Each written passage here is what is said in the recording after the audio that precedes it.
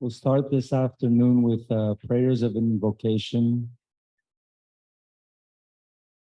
honoring the teachers before us, and actually specifically honoring the teacher of Bhutabhavana, of Tim Knighten, his spiritual master. So we'll start this by chanting this prayer, then singing Mahamantra, and then we have a special song that we sing when a special soul leaves us. And we'll wait for Didi to sing that song. Om Ajnanatimirandasya Jnananjana Shalakaya Chakshuram Militana Tasma Shri Gurave Namo Vishnu Padaya Krishna Prestaya Bhutale Srimati Bhaktivedanto Swamine Namine Namaste Saraswati Deve Gauravani Pracharine Nirvisheshunyavadi Pashyatya Deshatarine Shri Krishna Chaitanya Prabhu Nityananda Shri Advaita Gadadhar Shivasadi Gaura Bhakta-vrinda. And the words are right there on the right side of the altar. Hare Krishna, Krishna Krishna, Hare Hare, Hare Rama, Rama Rama, Hare. Together. Hare Krishna, Krishna Krishna, Hare Hare, Hare Rama, Rama Rama. One more time. Hare Krishna, Krishna Krishna, Hare Hare, Hare Rama, Rama Rama, Hare Hare.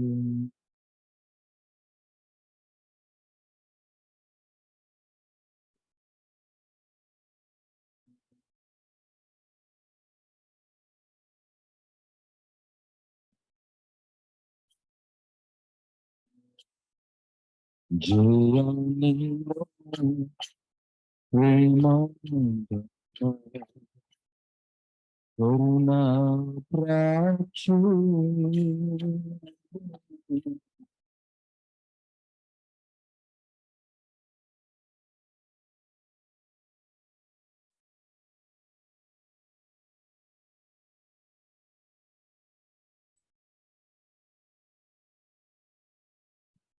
Jayamnira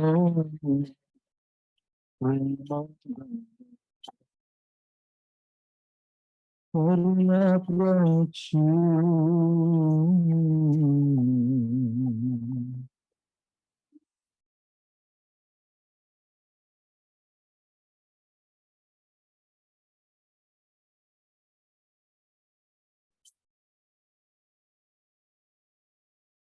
Hema Prabhu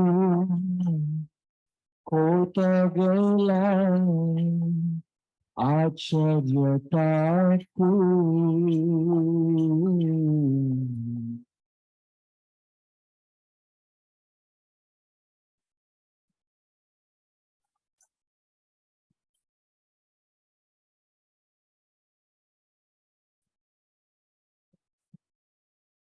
Eno Prabhu Pita Gela Acharya Taku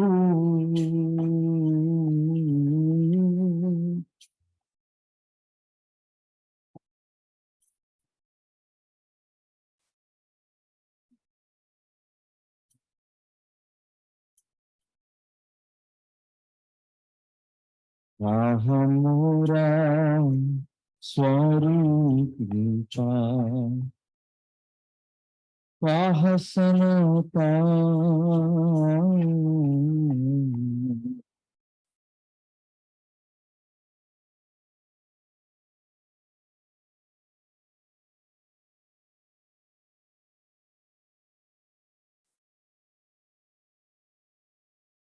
Vahadasa Raghunata Patita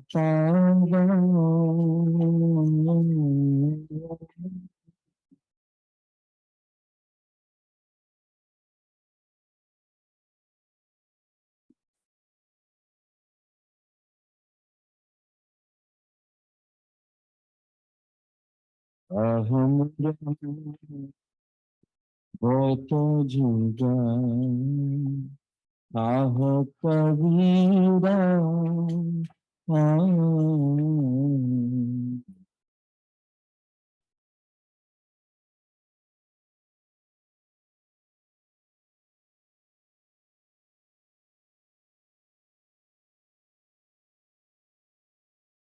Ekakale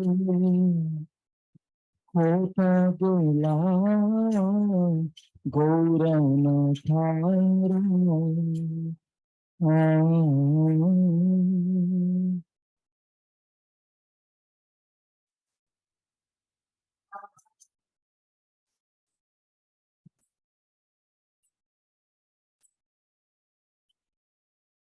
Ekakale Kota Gula Gaurana Thara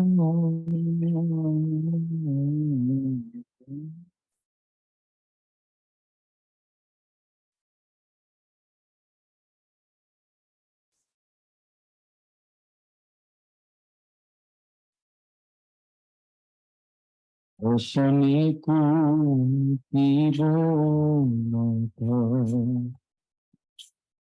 Analapa Shivo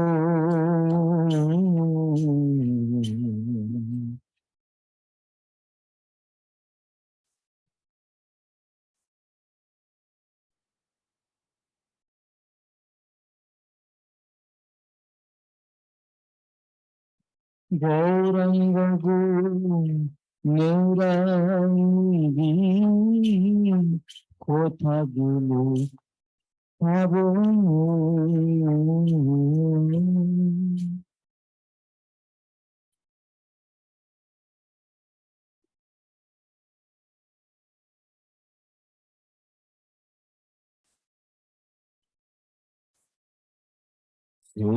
Shabashangira Shangi Jai Kolo Bilai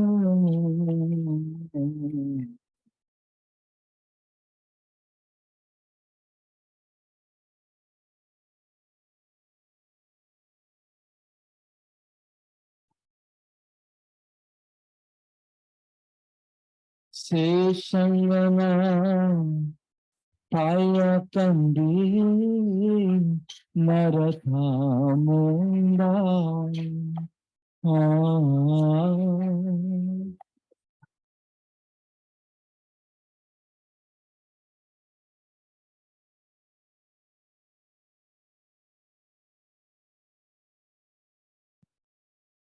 Se Sangana Paya Kandi Maratha Munda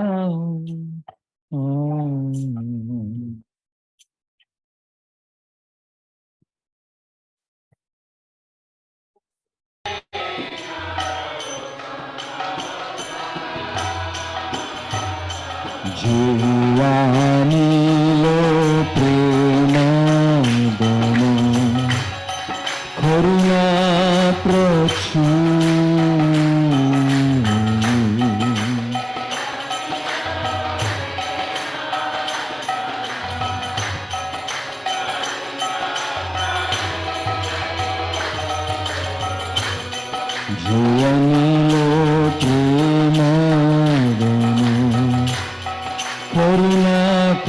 Prachu.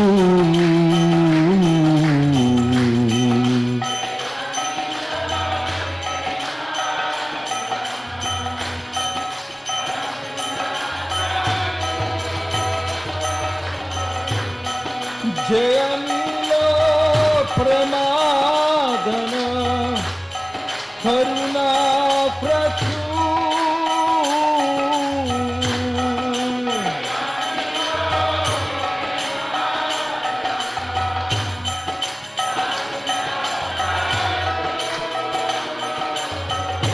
Jayamilo Pramadana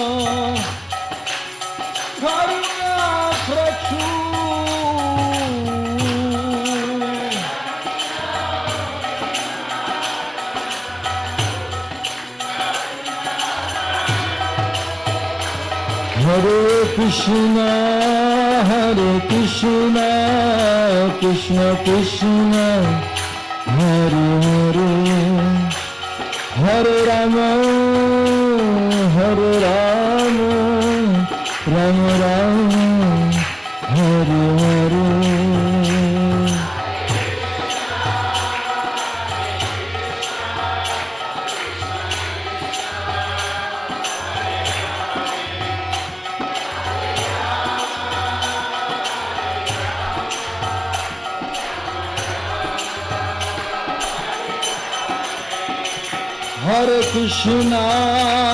Hare Krishna, Krishna Krishna, Hare Hare, Hare Rama,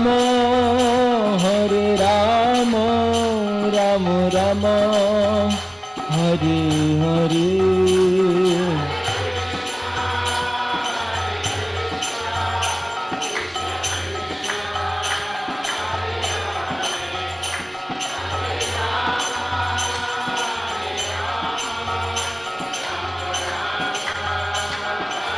Hare Krishna, Krishna Krishna, Hare Hare, Hare Rama, Rama Rama, Hare Hare.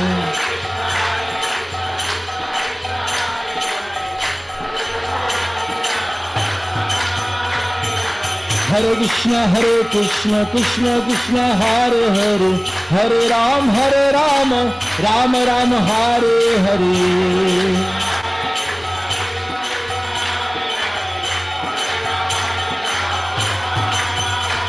Hare Krishna, Krishna Krishna, Hare Hare, Hare Ram, Ram Ram, Hare Hare. Hare Krishna, Krishna Krishna, Hare Hare, Hare Ram, Ram Ram, Hare Hare.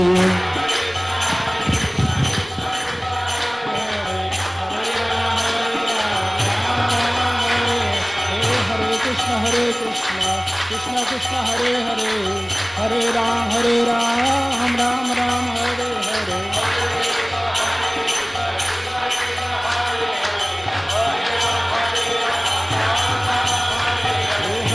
Hare Krishna, Krishna Hare Hare, Hare Ram, Ram Ram, Hare Hare. Hare Hare, Hare Ram, Ram Ram. Hare Krishna, Krishna Hare Hare, Hare Ram, Ram Ram, Hare Hare.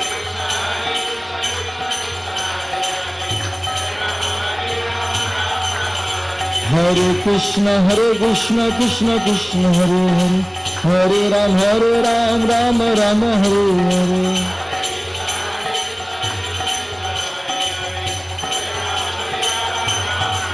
Hare Krishna, Krishna Hare Hare, Hare Rama, Rama Rama, Hare Hare.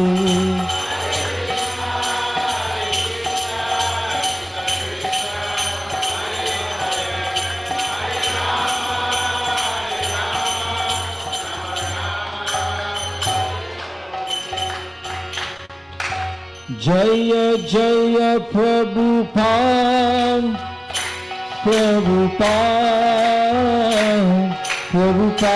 Jai Jai Prabhupada.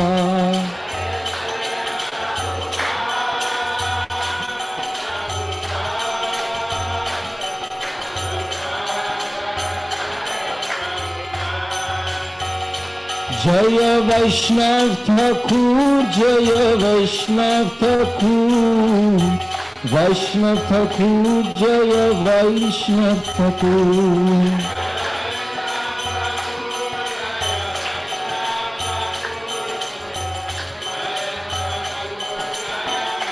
Nitha Gaura Hari Bol, Hari Bol, Hari Bol, Gaur Hari Bol.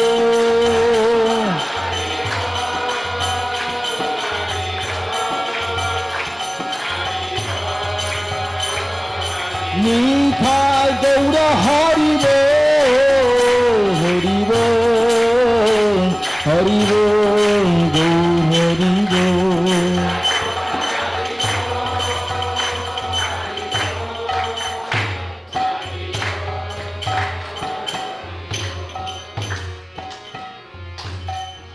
Nithai Gaura Premanandi Hari Hari Bol Srila Prabhupada Ki, His Grace Bhutabhavana Prabhu Ki. All glories to the assembled devotees. Hare Krishna.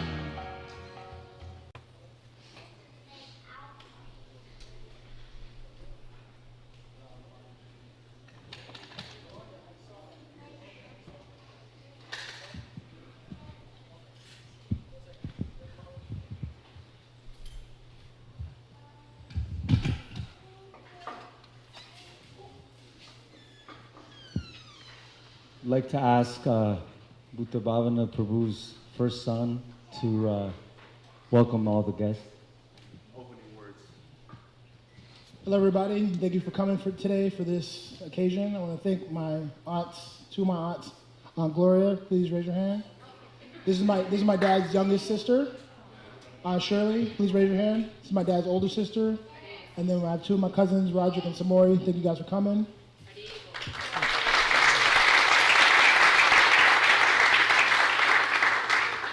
I'll keep it short and sweet. You know, it was a pleasure to have the time that I did with my dad, and hopefully we can hear some more wonderful words about him today.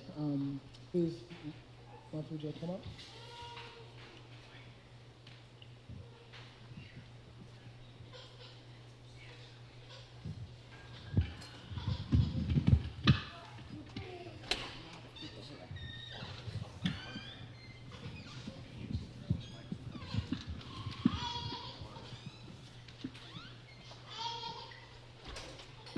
Haribol, Hare Krishna.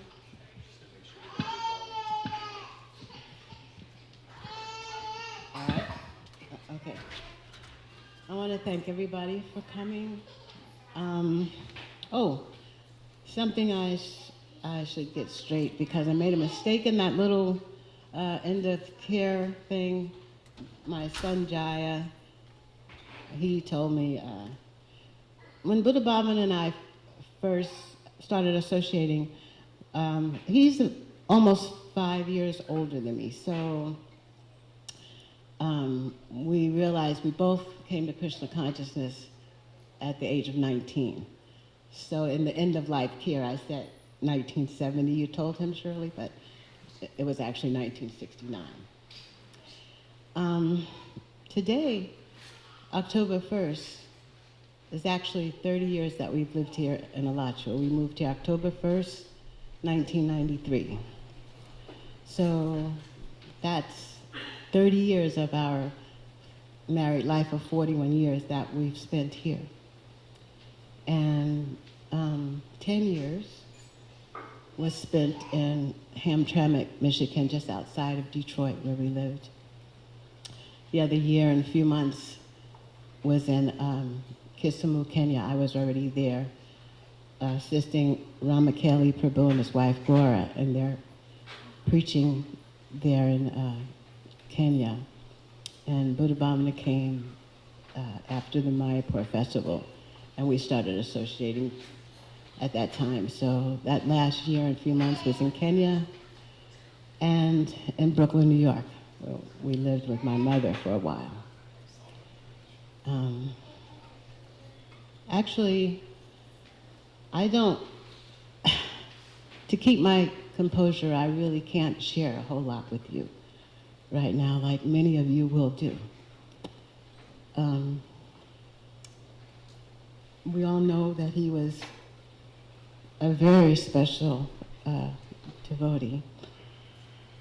But I do have a couple of offerings and a poem that someone sent me. So if that's okay with everyone, I'm just going to do that because I don't want to keep popping up and down here in front of you all. Okay.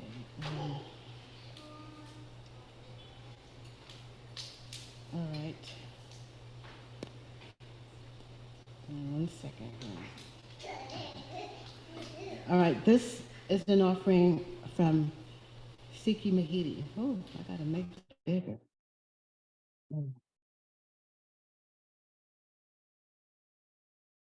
Oh. Hare Krishna. Please accept my humble obeisances. All glories to Srila Prabhupada. All glories to Sriman Bhutabhavana Prabhu. I am unable to attend this memorial service for His Grace Bhutabhavana Prabhu and thank his wife Shakti Mata for allowing me to forward this message. I've known Bhutabhavana Prabhu from our service in West Africa in the 1980s. He was serving in the Lagos, Nigeria temple, assisting Brahmananda Prabhu, or Swami at that time. I would visit often because I would bring a book distribution party from Accra, Ghana, to sell books and bring money back to Accra. We stayed in touch afterwards for a bit, but I lost contact with him as time passed. Bhutabhavana Prabhu was such a calming figure. When I think of him, I can't remember a time when he was upset, angry, or critical. He also was such a good listener. Sometimes I just needed to complain and whine, and he would always listen and make me feel like it's okay, just keep serving. Being such a reserved and quiet person, I assumed he wouldn't be good at giving class or public speaking. But I always enjoyed his classes and public speaking. His talks were heartfelt and spoken with his clear realizations of serving Srila Prabhupada. I asked him about how he came to serve in Africa. He told me how Srila Prabhupada had told him that he should help his people. Bhutabhavana was in New York City at the time. Srila Prabhupada said he should go to Nairobi and help Brahmananda Swami. As many of the old-timers who have served in establishing preaching in various places or served in the beginnings of new preaching, it is challenging and a bit stressful due to not enough money or facilities. But your desire to pioneer on behalf of Srila Prabhupada makes it all worthwhile. I was hoping to go with him to West Africa to see the results of all that pioneering work he performed in the beginnings of the West Africa preaching. He and the other senior devotees, such as His Holiness Bhakti Tirtha Swami and Sriman Mukunda Prabhu, who started the preaching in Accra, Ghana, did a wonderful job of establishing the preaching in West Africa. There are currently 3 sannyasi devotees from that area, along with 4 ISKCON Diksha gurus. They have an established regional governing board for West Africa from the local devotees. This has expanded from the 1 center in Accra, Ghana, and 1 temple in Lagos with installed deities. Now there are many temples in all the countries in West Africa. It can be said that the mission is a success. To make it perfect, it would be wonderful if the BBT was established there with books sales going to support the temples. I am sure Srila Prabhupada has either opened the doors to Goloka Vrindavan for you, or maybe he has arranged for you to do some more pioneering preaching work in this material world. Either way, you are blessed and fortunate. I lament not having more of your association. It would have been wonderful to visit West Africa with you and see you smile at the success of your service there. All glories to Sriman Bhutabhavana Prabhu, the servant Siki Mahidi. That was very nice. Let's see.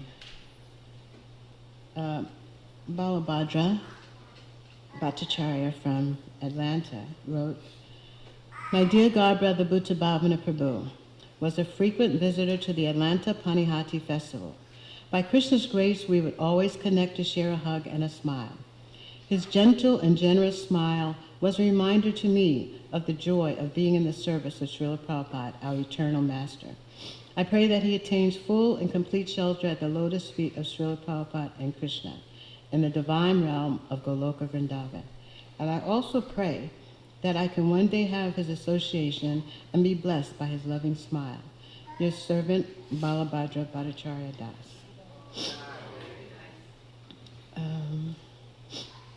I have a little short one from my aunt. Oh boy. Oh, maybe I know where it is.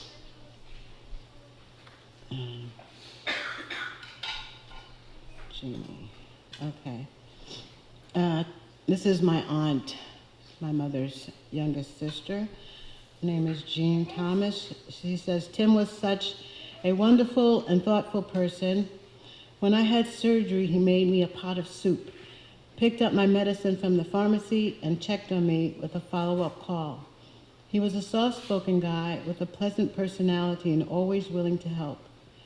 You will always be remembered, Tim, for the beautiful and thoughtful person you were. Rest in peace, my nephew. Love and prayers. And this next one, if I can find it. Okay.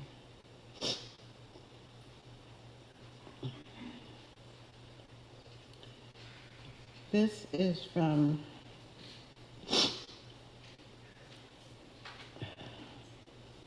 Bibi Shanta Maharaj.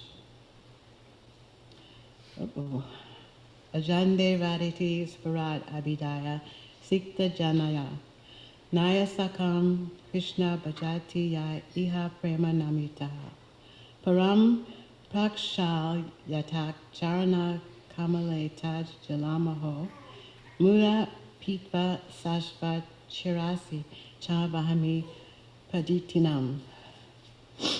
This is Sri Swa Niyam Dasakam 7 by Sri Raghunath Das Goswami.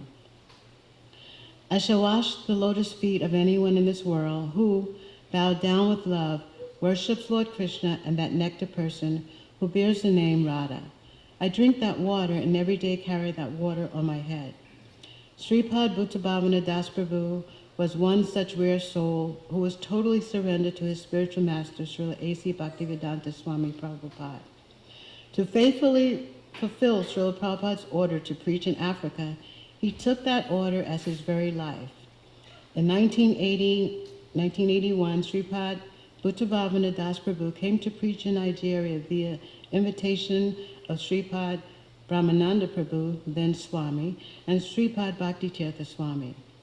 Together with versatile devotees like Mukunda Das Prabhu and others, we were able to inundate West Africa, Nigeria, and Ghana especially, with Sri Chaitanya Mahaprabhu's Sankirtan movement.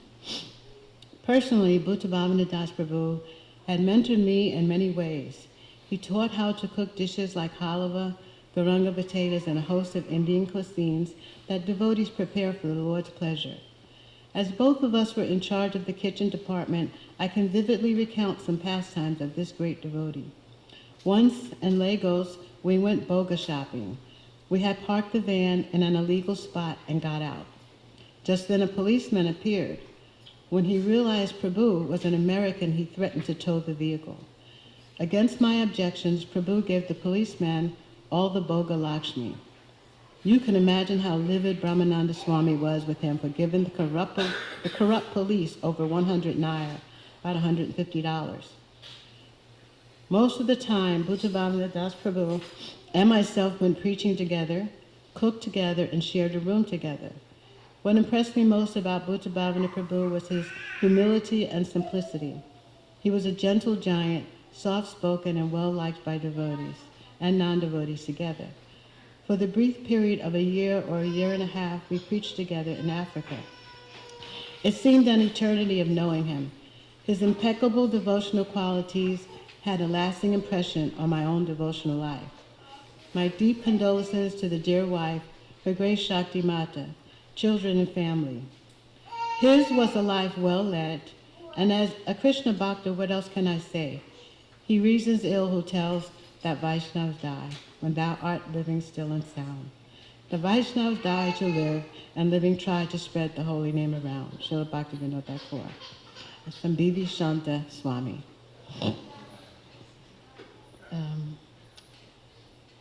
So someone else. Where is it? I think there's one more. And, okay, this is from, okay, let me read it. Hare Krishna, please accept my humble obeisances. All glories to Srila Prabhupada. I will always remember Bhutabhavana Prabhu's warm, friendly smile. He was a friend to everyone, and everyone who knew him loved him. He was a loyal and faithful servant of Srila Prabhupada, and so incredibly missed. Irreplaceable, 1 in a million. We are grateful to have had your sweet association. All glories to your service and to your beautiful family, yours in service, Yugala Rasa and Rama Devi Dasa.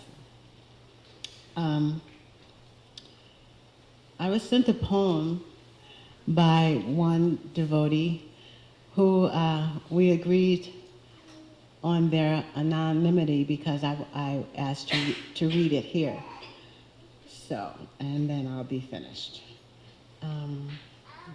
Where is it?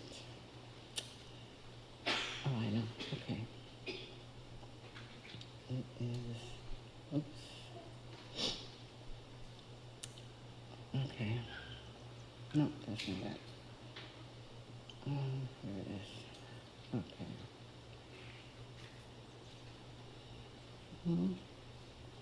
Oh, 1 second, guys. I have to remember where he sent it now. First it is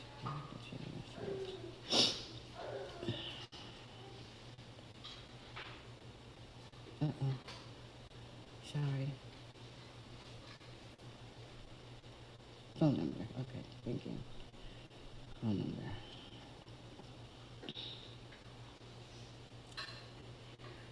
Here we are. Okay.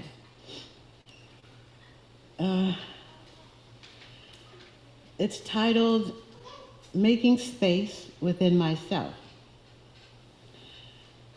Madame Night prostrates herself at the feet of Mother God and quietly dismisses herself, giving way to the arrival of Lady Day, who bows deeply and, opening her arms widely, spreads light in all directions. I, on the other hand, mourn early in the morning and yawn a little so as not to cry, and the dawning unfolds seamlessly in charming silence, gently fractured by the first chirp that slowly becomes a chatter. And the chatter competes with the glum opinions of my mind, and my mind shines dimly behind raised eyebrows and a momentarily furrowed forehead. Yes, I mourn early in the morning and often late in the evening for the loss of those dear ones I held close. And in the depths of the grieving, I realize that Madame Night doesn't cry, and Lady Day doesn't weep for those who have awakened or those who have gone to sleep.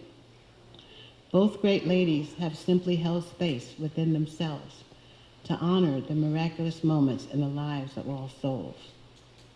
And so I hold space within myself in a place of honor for all of the bright moments shared with those souls. I celebrate. And this devotee wrote this because of so many devotees leaving this past year, you know, and thought to share it with me, and I wanted to share it with you. So I say, let's celebrate now. Let's move on and hear all the sweet memories that you all are going to share about Bhutabhavana. Thank you.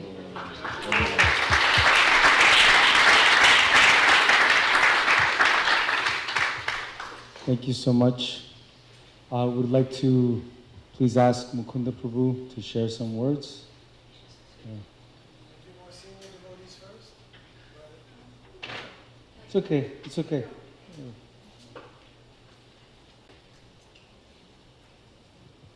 Would you like to sit, stand, or sit?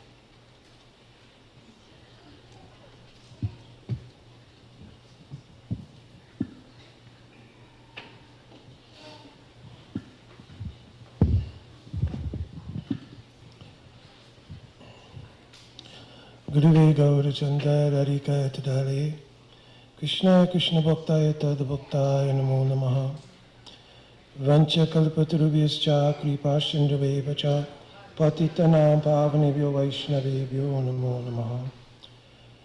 So I came to Krishna consciousness in like 1972 in Brooklyn. Then in 1975, while I was on a break from college, I went out to LA and joined the ashram. It was at the Ratha Yatra, I think, in Los Angeles that I think I first saw Bhutabhavana Prabhu, but we didn't get a chance to interact or to talk or anything like that. But obviously, you notice kind of devotees who are highly respected. And at that time, of course, there were African American devotees who were part of Krishna consciousness, but when you saw someone and you saw people give so much attention and respect, you kind of perked up. I was a new bhakta, and so I obviously perked up, and I didn't get a chance to speak to him. Later on, after I went back to college and finished and met Srila Bhakti Tirtha Maharaj in 1979, he mentioned that he was going to be starting a program, and he asked if I could give a donation and to set up some programs in New York, but that he was going to be doing something in Africa. So I thought, oh, this is a very prime opportunity for me. I very much always wanted to do things related to Africa and the African American community. So being hard-headed, however, I thought, well, if I stay in the New York area, because I was working as a musician, I'd be too busy, things won't work out. So I went all the way back to Los Angeles. So needless to say, I stayed there for about a month, and I realized I want to be with Bhakti Tirtha Maharaj. So I went to, if anybody's been to Los Angeles Temple, there's a hospital across the street, and I would sneak across to that hospital and call him regularly. So I once called him and told him, well, you know, this is not working out for me here.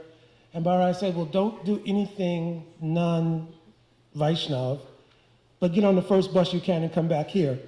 He didn't mention plane, by the way. He said, get on the first bus you can. So took a bus, came all the way back across, and at that time, Srila Bhakti Tirtha Maharaj had a restaurant in Washington, D.C. That's going to be the first time I meet you as well.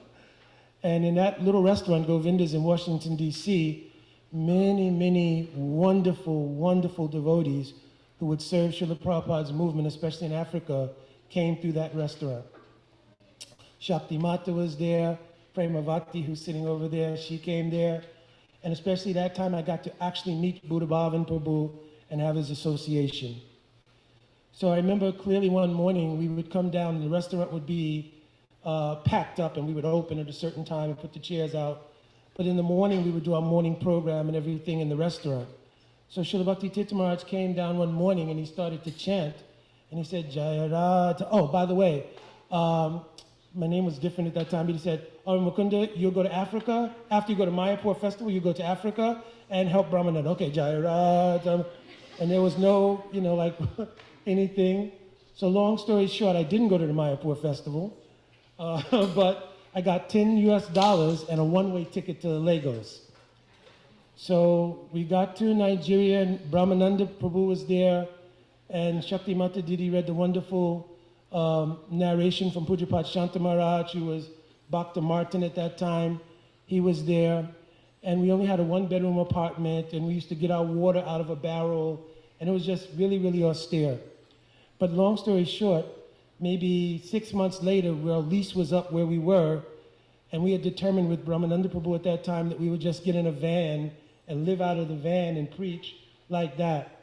On that very day that we decided that, one Indian father and his daughter came, and they were both doctors, and they said, well, we just bought a clinic, and the clinic is too big for us, so we would like to donate half the clinic to you to use for your preaching. So we moved from this small flat we went to that place. Soon as we got there, we rang Bhakti Tirtha Maharaj and said, you should send other devotees. That very first wave of devotees that came, Bhutabhavana Prabhu was in that wave. And at that time, amazingly, myself and many other, at that point, I guess second generation devotees were there. Bhutabhavana Prabhu was among the Srila Prabhupada disciples who were there. But Srila Bhutabhavana never, ever acted in that position. He always treated everybody like everybody else was senior. So because I had been there earlier, I think I was a temple president at that time in Lagos or something, I don't remember. But anyway, Bhutabhavana, he would always come and he would ask, oh, Prabhuji, is there anything I can do? And I don't always get embarrassed because I knew he was much senior and also much more realized. And I would become very embarrassed and very shy. And so I'd say, no, Prabhu, anything that you want to do. He said, no, Prabhu, you have to give me. He was teaching me how to be a leader. He said, no, Prabhu, give me a service. Tell me what you want me to do. Then I'll help you set up a schedule, what others should do, etc. So he was like mentoring everybody, just like Maharaj mentioned that he mentored him in cooking and everything else. He was mentoring how you should be a leader if you're going to be a leader here. And I remember many times we would go out on Sankirtan in Nigeria, and Sankirtan in Nigeria is very unique. We would just go out and go downtown, and we would chant Harinam for a little while. We would speak a little bit, and then we would tell people, all of your questions can be answered in these books. And we'd have several cases of Science of Self-Realization, Life Comes from Life, and many other books. And what we would do is we would sell the books, and people would get on a very nice orderly line. So myself, Bhutabhavana, Pujapad Shanta Maharaj, others, we would start passing out the books. And one day we were running out of books. I think this is the first time we all went out together. And so I had known this from before because Shanta Maharaj told me about it. So we were down to about 5 books left, and I told Bhutabhavana, Prabhu, okay, Prabhu, just put the box on the ground and leave it, and we should go. He said, no, Prabhu, we can't just leave Prabhupada's books on the ground here. I said, no, Prabhu, put them in the box, leave them, and we should go. So he said, no, Prabhu, how can we do that? I said, Prabhu, I did this argument before with Shanta Maharaj and learned the lesson. So Bhutabhavana said, well, okay. So he said, we went and we got back in the little van, and we watched from the van. I said, now watch what happens. So normally people were very orderly when they would come up to buy the books. But as the books got shorter and shorter, the crowd would get more rowdy. No, I was first. No, I was first. I was first. I was first. So we got back in the van. After we put the books down, a complete fight broke out, right? Which was the usual thing. And they tore up the box and everything, and people were fighting over the last 3 or 4 books or whatever it was. And this was the norm, but Bhutabhavana had not seen it. So he told him, just put it down. And Shanta Maharaj told me that the first time I went out. So he was so amazed, and he said, this is what Srila Prabhupada ordered me to do. Because I had not heard that story until then, that Srila Prabhupada had ordered him to preach in Africa. So from that time, everything was very wonderful, and I was so happy. I remember also that when we got the temple facility in Lagos, there was a downstairs and an upstairs. And I think Premavati will attest to this because she arrived in that second group, that the Grihastas were going to stay on the second floor, and all of the single people would stay on the bottom floor, mostly brahmacharis, obviously, at that time. So unfortunately, when we went up on the second floor, that clinic had been used for not really good things. So there was actually blood on the walls and all kinds of things like that. So we came back downstairs, and we were thinking, we'll have to do something else. We can't stay up there. It was Bhutabhavana Prabhu who suggested, no, we can do kirtan there, Prabhu. I will help you clean everything there. So forth and so, because I was ready to sleep in his room with wife and all. I wasn't doing it. So, but he agreed, and we did a huge kirtan. He led a kirtan, and we took incense and a picture in a Shringadev and went through the whole building. And after all of that was done, I really felt satisfied enough that we could actually stay upstairs in that second floor. And of course, it was mentioned that Bhutabhavana was very shy about giving class, but if anybody ever heard him speak, it was very, very amazing. Because he spoke from realizations. It wasn't just a matter of him having so much book knowledge, he knew everything in Sastra, but he had so many realizations from his dedication. So we spent a lot of time there preaching in Nigeria. It was very successful. Then I was sent to Ghana to open a temple in Ghana along with Shanta Maharaj. So Bhutabhavana stayed and was really helping to develop Nigeria as we went to Ghana. But then after Ghana, I was thinking, well, where will I go from here in Africa? And Bhakti Tirtha sent me a letter and said that we should go to Zimbabwe. So it was so far away from West Africa, and again, there was nothing there, and we had to drive. That was the other thing. Not drive, we took a flight there.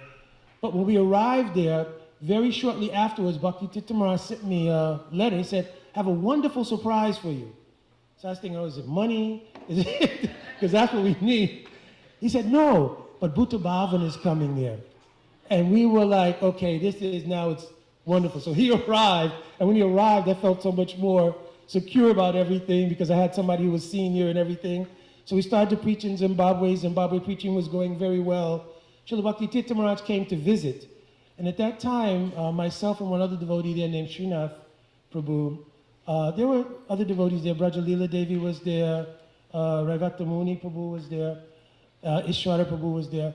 But when Bhutabhavan Prabhu came, he kind of settled everything. And he made everything kind of smooth sailing. So Bhakti Tirtha Maharaj came, and one habit Bhakti Tirtha Maharaj would have, he would bring the devotees in one or two at a time and query those devotees about other devotees. So he brought us in, myself and Srinath, and he came and said, yeah, well, how's Bhutabhavan Prabhu doing? So we said, he's doing all right. And Bhakti Tirtha Maharaj says, oh, you sure everything is okay? And me and Srinath were like, we were shocked because he was like the emblem of like everything we were not, practically. In other words, we would get up for Mangalarti really mostly because Bhutabhavan was already up. So you couldn't really sleep because you'd be embarrassed if you came in there late. So he was the emblem of everything. And Maharaj was just checking, says, yes, that's why he's a leader. He's not a leader in the name, but he's a leader in his actions. So then Bhakti Tirtha Maharaj was telling me and Srinath, this is how you should be. So, of course, after that, we kind of lost contact because I went on to preach in Zambia and other places. I don't know if that's the time that he came to Kenya. I don't know if those are the years that he came to Kenya and met, because he was not married, obviously, when he was with us. But then we remembered Shakti Mata from Washington, and when they came together, we thought, whoa, Haribo, Prabhupada has blessed them a bunch of times.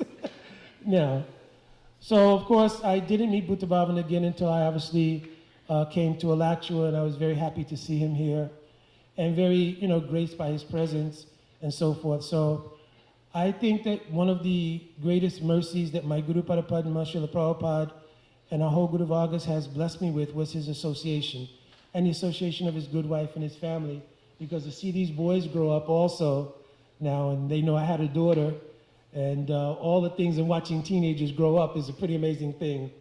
But to see them all have come to such success in their lives spiritually and materially is also a testament to him and Shakti Mata.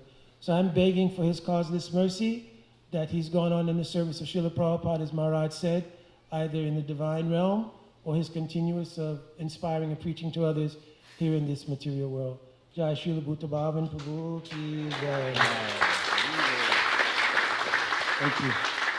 I'm also begging forgiveness for senior devotees that I spoke before you. Okay, we'll go with the flow. His Grace Shesha Prabhu. Oh, he's coming.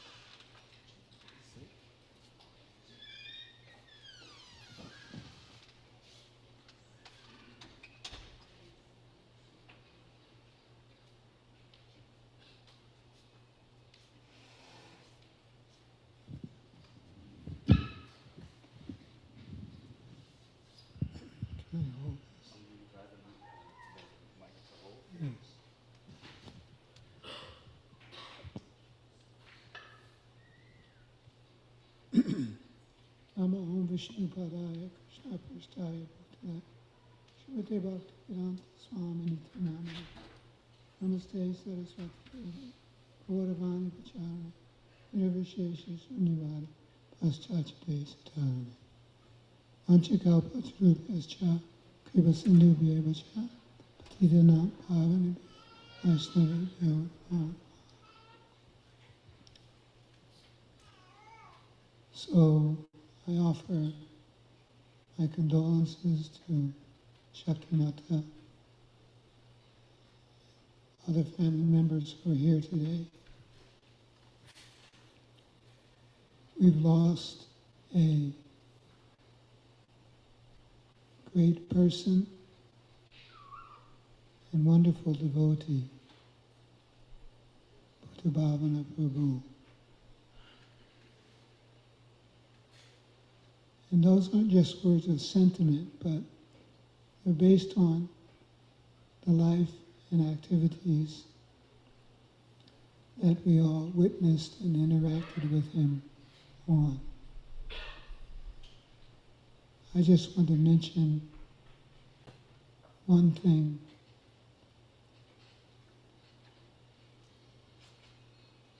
And that is how Bhutabhavana Prabhu's activities were fulfilling the desire of his spiritual master, His Divine Grace A.C. Bhaktivedanta Swami Prabhupada. Around 1971, Srila Prabhupada, whose intentions all along were to create a global society of devotees, he began speaking about opportunities which were developing in East Africa.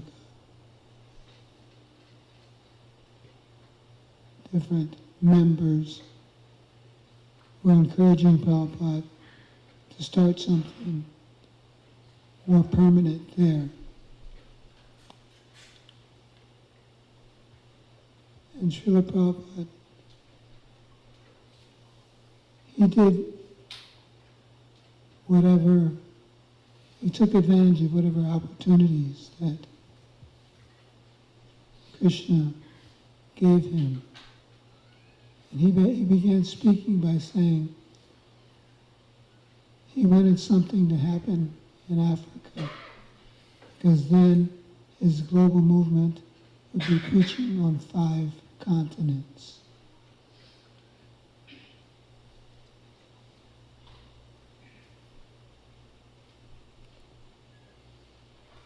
So he made a call to his devotees.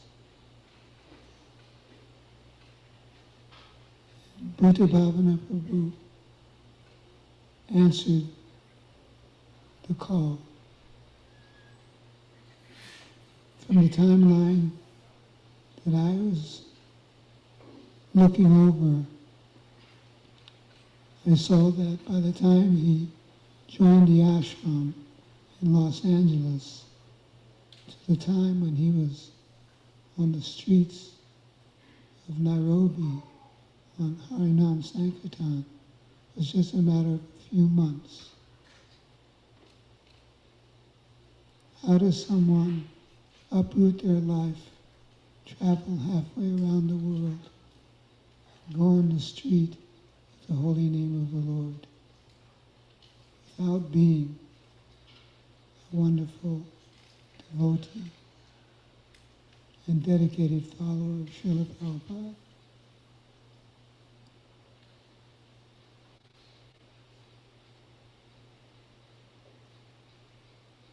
Prabhupada, when he got the opportunity, he immediately called upon his surrendered servants, his devotees, and they responded. So Bhutabhavana was one of those devotees.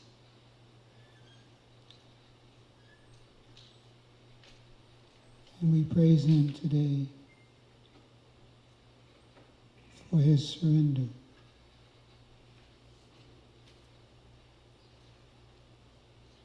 That was the seed of the wonderful activities that were followed by Mukunda Prabhu and others in developing Krishna consciousness throughout the African continent.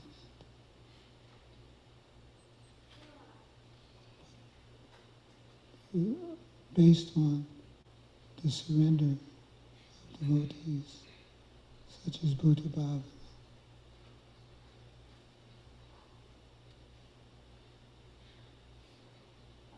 So now he's left us,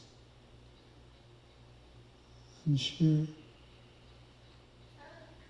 to a place where he can continue his rendering service to his Guru, Srila Prabhupada. We hope he'll look back on all of us in a favorable way and help pave the way for us to join him in serving Srila Prabhupada.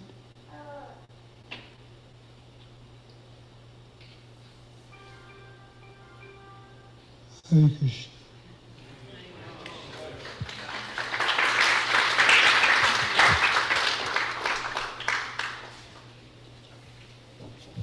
Bhutabhavana Prabhu ki. I would like to kindly bring Bhutabhavana's older sister, Shirley, please, to share some words. Would you like to say that? With the mic stand or this? I'll mic stand.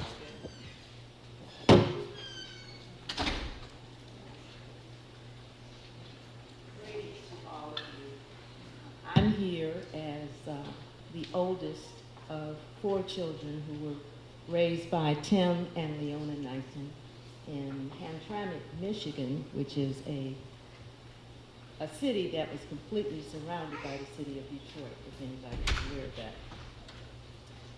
We had such a wonderful childhood growing up. There were 4 of us. I was the oldest. I'm Shirley Ann, who shared also a name with Shatamaka. She is also Shirley Ann. And then there was my brother Tim. My father was Tim, and he was Tim Jr. And then there's Gloria. She's here representing also. And then we have our brother Jerry, who was not able to make it, but he sends his love to everyone and to the family. I just want to tell you a little bit about what happened prior to him coming to grace your all's presence. Since I was the oldest, and my mother had an opportunity to teach me a lot of stuff before I went to school. So I'm feeling really good that I went to school and did A's and I was just spectacular. Until my brother, Tim, came along, who ran circles around me. He was in the 2nd grade, they promoted him to the 3rd grade. He was in the 3rd grade, they tried to promote him to the 4th grade, but my mother refused to let him go. This boy was so smart. It was just that he read everything he could get his hands on. He was just such a wonderful person. And we had our ups and downs as you grow up, and but good times. We had a mother and father that we were so blessed to be in that community. Oh, I'm sorry. Okay. Okay. All righty. Okay. But we grew up on a street, and we famously call it Yeaman Street. It was a block of all these families that knew each other. Somebody's mother could whip your little behind, and your mother wouldn't have any complaints whatsoever. So we grew up among a lot of people who loved us, and we loved them. And to the Harrises, the Stevens, all of the people who lived on Yeaman Street, some of them are zooming in today. We just want to say thank you for giving us such a wonderful time and so much love in that community. So we are going to miss him, but I want to tell you too, as we were coming along, one of the things that he did, I was coming back, I used to work for an airline, and I was coming back from some trip, I can't remember which one it was. And I was at the airport, and when I came home, I mentioned to my brother that who are these people at the airport with the chanting and drums and things? And he said, after that, he became very interested. So there were a lot of different things that was going on. He was very, very smart, and he read everything, and he started to investigate Hare Krishna religion. And so everybody says, well, Shirley, you're the one that mentioned it to him. And so, but this is the thing. He found what he was looking for. We knew that he was about to make a change. And there were some indications that what he was experiencing at home was not where he wanted to be. And he ventured out, and he went to, he left home a couple of times, and we couldn't find him. But he had all of these notes and books and things that he was going through. And then he ended up in California, and he came back, and he was a different person. But through it all, he has always been the person that you could look at, and his smile he just lit up with that smile. He was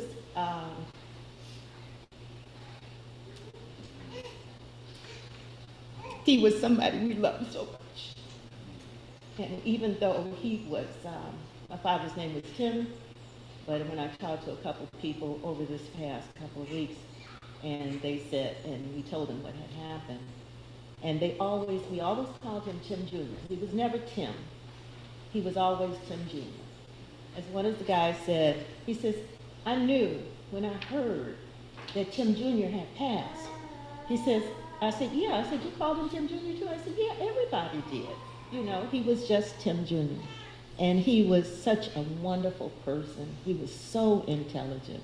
And like I said, he ran circles around so many people, including me. You know, I was, you know, but we loved him so much. We are so happy, and we celebrate the fact that we've had him in our lives. And even though he did keep in touch when he was with your organization, and we heard about all the accomplishments and people who he influenced and where he was. And so we were very, very proud, and we're here just to celebrate his life. We loved him, and that's all you do too. I want to thank you. Thank you so much.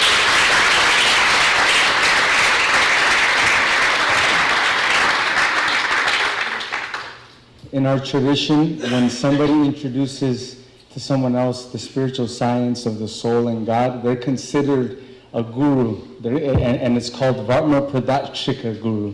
So you're a Vartma Pradakshika Guru of Tim Jr., and then the next person I want to bring up is a Vartma Pradakshika Guru to her. So I want her, Ragatmika, to please come share some words.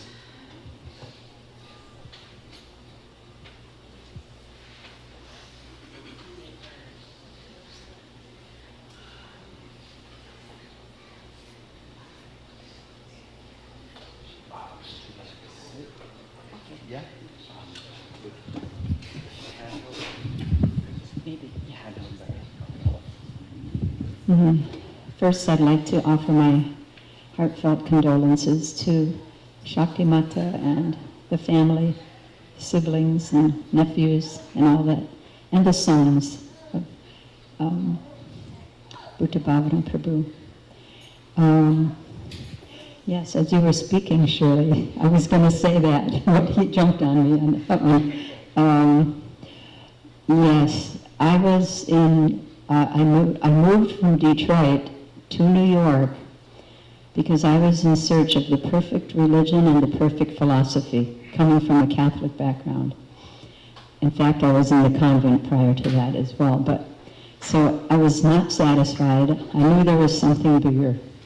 So I was living in Manhattan, and I became a macrobiotic, a Buddhist, so many of these things, right? So I was meditating one day in the park, and I was determined at that time that I was going to not move from that spot until I merged with the totality of spirit, as I thought was the goal then.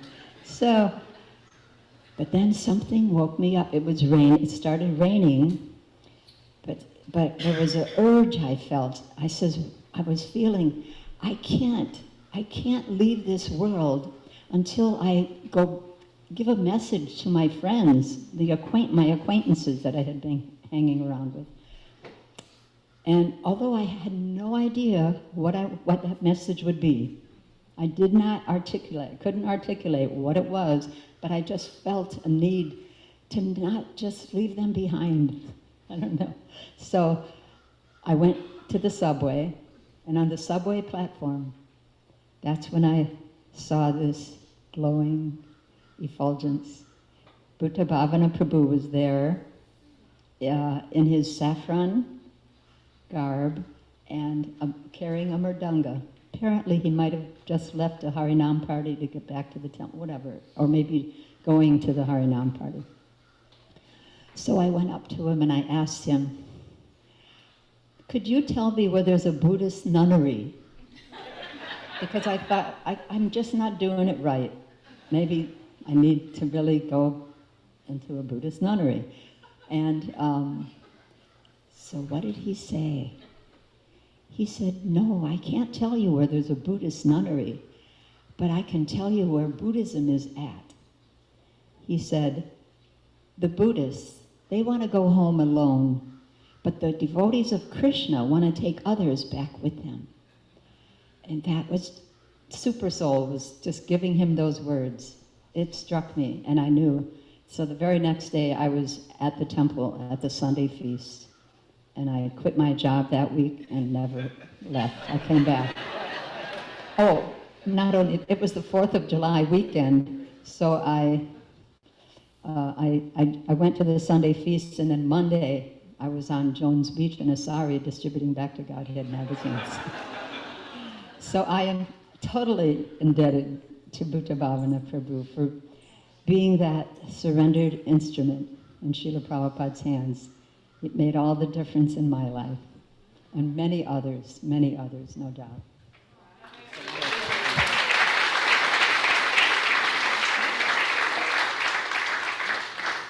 Now I would like to ask the temple president of our community, Mother Mukhya, to please share some words.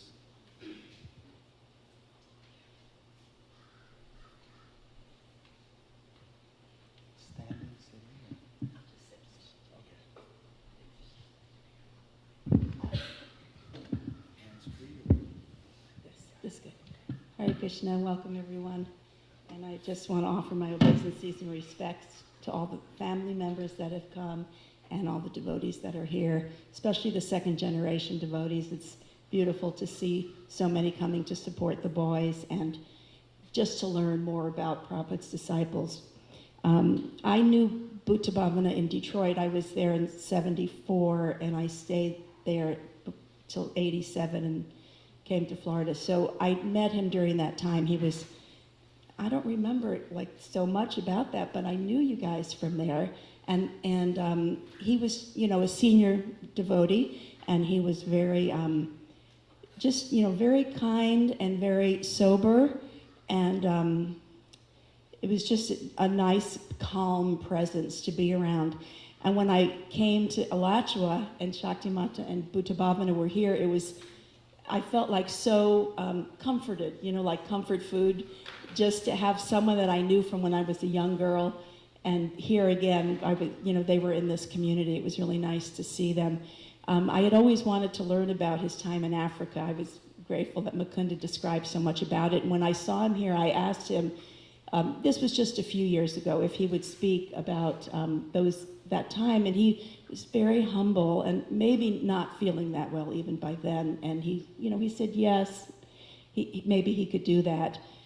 But it didn't happen, unfortunately. I'm sure he's on the memory tapes, and I would urge everyone to listen to those tapes and hear the Prabhupada's disciples recall their time, because our lives were just so chock full in our youth, giving everything to Prabhupada. And, you know, Bhutabhavana was one of the rare disciples who actually got a personal instruction from his spiritual master. All of us loved Prabhupada, and all of us served him with everything we had, but not very many got a very personal instruction to do something, and that's a very unique and special. I remember, you know, Prabhupada had said that his spiritual master sent devotees to help him, and I always thought those were the devotees who went to maybe to foreign places or opened temples, you know, starting out with nothing. It's very daunting to do something like that, and the devotees who did it with their whole heart and everything they had. I also love these events because I hear from them, like when I heard Shirley describe her brother, it just added more dimension to the same person that we already experienced. You know, the things that he was for you, you can see how everyone here experienced that same person. He was very special to the devotees that knew him. And one more thing I'll just mention, I was listening to a devotee on the memory tapes recalling an experience they had with Prabhupada, and this was right after Bhutabhavana had passed away. And he said that he was in the room with Prabhupada, and a devotee asked Prabhupada, will we recognize you in the spiritual world? And Prabhupada said, yes, you will recognize me, and I will take your hand, and I will put it into Krishna's hand. And so as soon as I heard that, I just got like my hair stood on end, and I just pictured Prabhupada taking Bhutabhavana's hand and putting it into Krishna's hand. And I'm 100% sure that that has happened.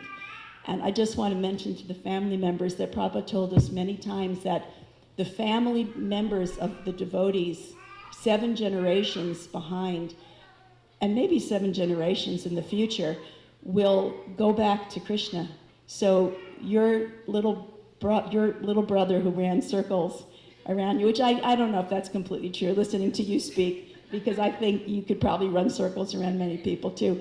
But you know, he's still active with you, with all of his family members and his nephews and his sisters, and bringing you back to God also. So don't worry. Hare Krishna. Thank you so much.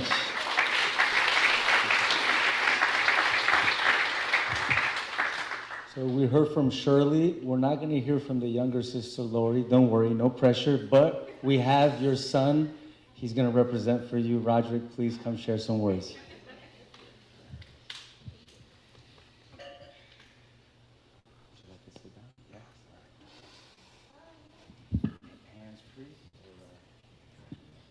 How's everybody doing? All I can say is about my uncle. He was a very soft-spoken person. I've never seen him violent or anything like that. Some of the funny memories I do have of him is, I remember, I'm the last son, and I have a younger sister, right? So I was raised with my younger sister, but it really wasn't no boys around me around my age. And I remember when we went to Hamtramck for the first time, I got to spend the night at my Uncle Tim and Auntie Shatamata's house. And I remember when we first went into the house, I shut my finger in the door. And she basically took care of my hand or whatnot, and he was just trying to take care of me. But that was like my first time actually knowing my nephews. Jaya, you wasn't here just yet, but it was my cousin. I'm nervous. I'm sorry, but I'm just trying to let y'all know that he was a very soft-spoken person. I've never seen him violent or anything like that, and I was glad that I was able to meet my cousins, because I only had a baby sister. You know what I'm saying? So another memory that I remember is when we came down here to Florida when they relocated. That was my first time actually tasting tofu. And they had fried cauliflower, and I said, "This tastes like chicken." But yeah, he's definitely gonna be missed. I love him very much, and yeah, rest in paradise, Uncle Tim.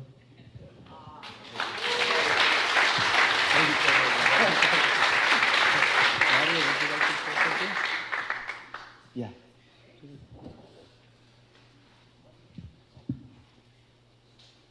And if any of the family members at any given moment you feel inspired to share a story or say something, you know, we don't really have a strict line. So we're always happy to hear stories. We love the pastimes.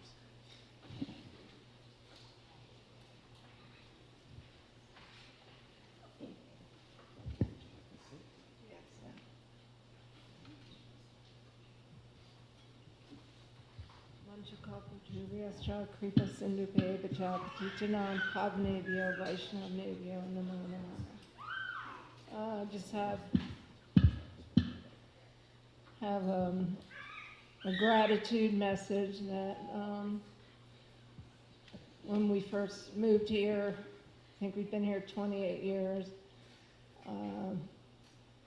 Shakti Mata and Bhutabhavana were like the first family that we connected with.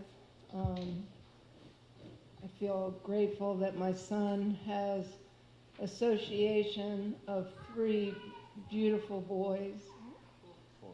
4. Who did I miss? Oh, huh? Oh, 4, yeah.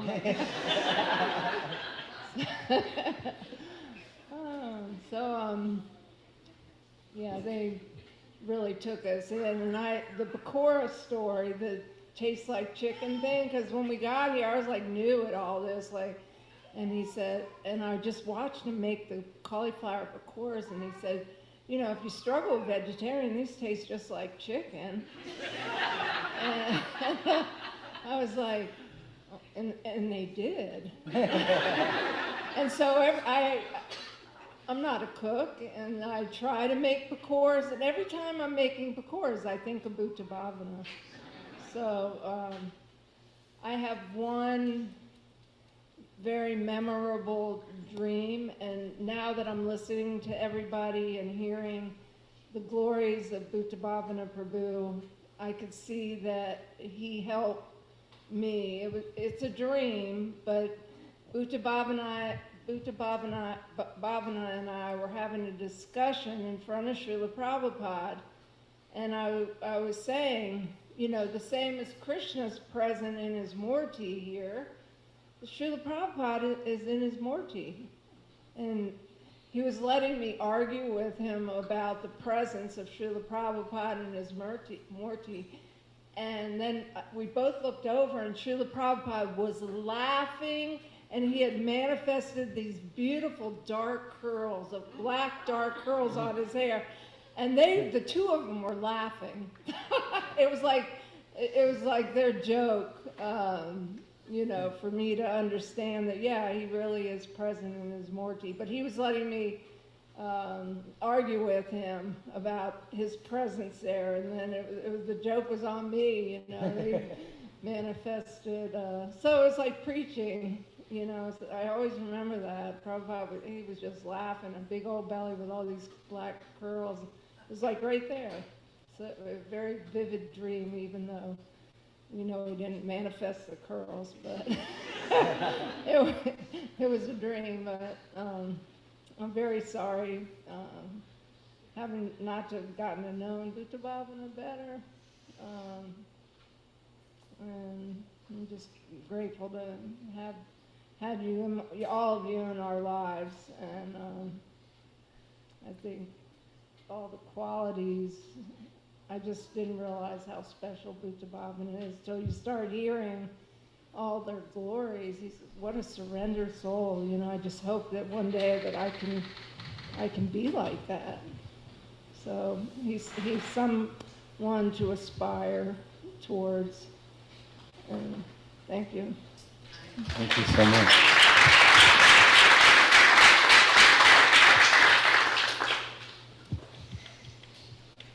Maybe Srila Prabhupada was letting you know that he knows you cut good hair, you know?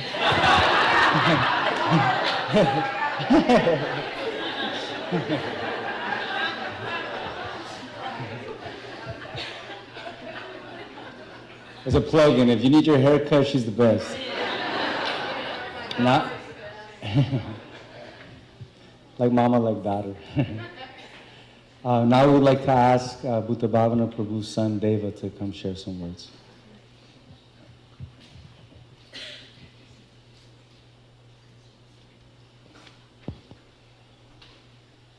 Horrible, everybody. Thank you for coming out.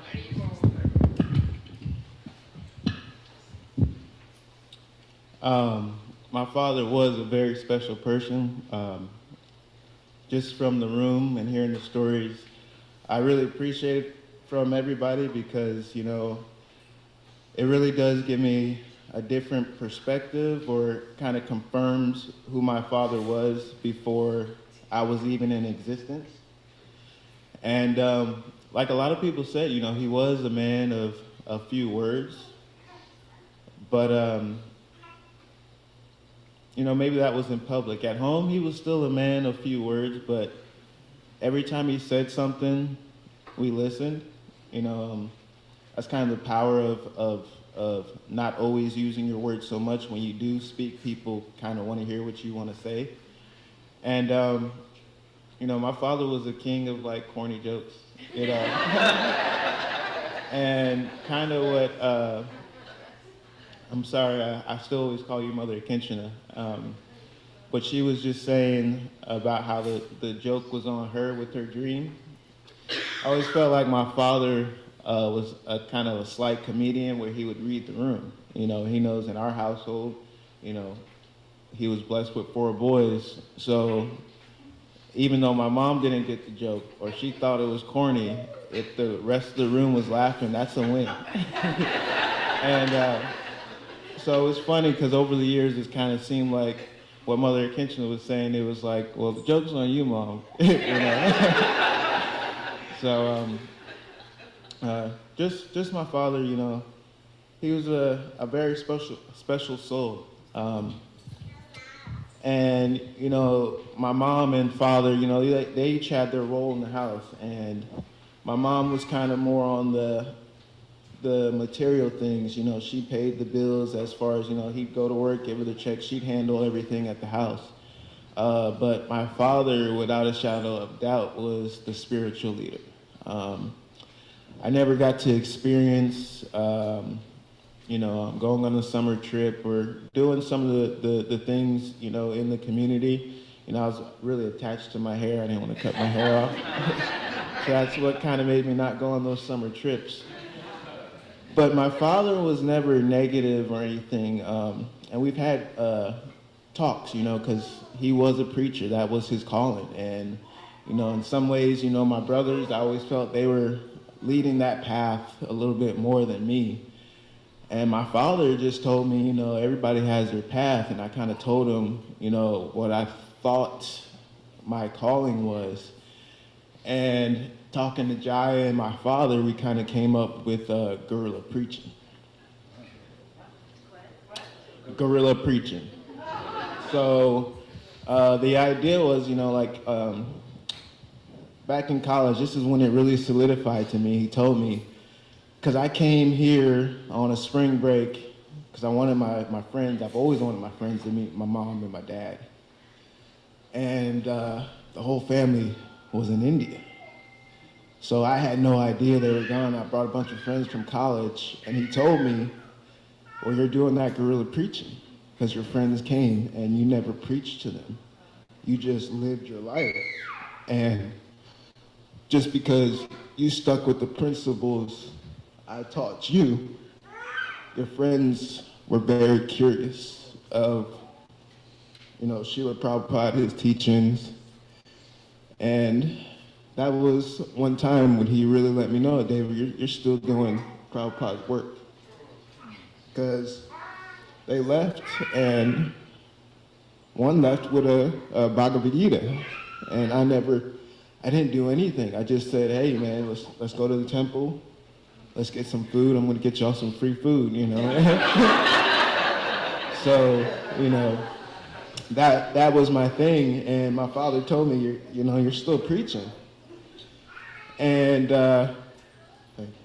he just, he let me know that, you know, that I was very much like him because he came from a very religious family. My grandmother was very, very religious, was always in the church. And, you know, he became a devotee. You know, he's still religious, but he just went about it a different route. So, you know, he told me, you know, just go about a different route. You know, there's always ways to serve. And when he confirmed that to me, I was able to come back to him more with my ideas, you know. Most of us know back in when we moved here, there was a good stint from about, I would say, you know, 95 to maybe like 2005, where Alachua was known, hands down, had the best soccer athletes. I mean, I remember the Alachua Rec Center, actually, you know, technically they discriminated against us and they wouldn't let the Hare Krishnas play on the same team because it was absolutely unfair. And,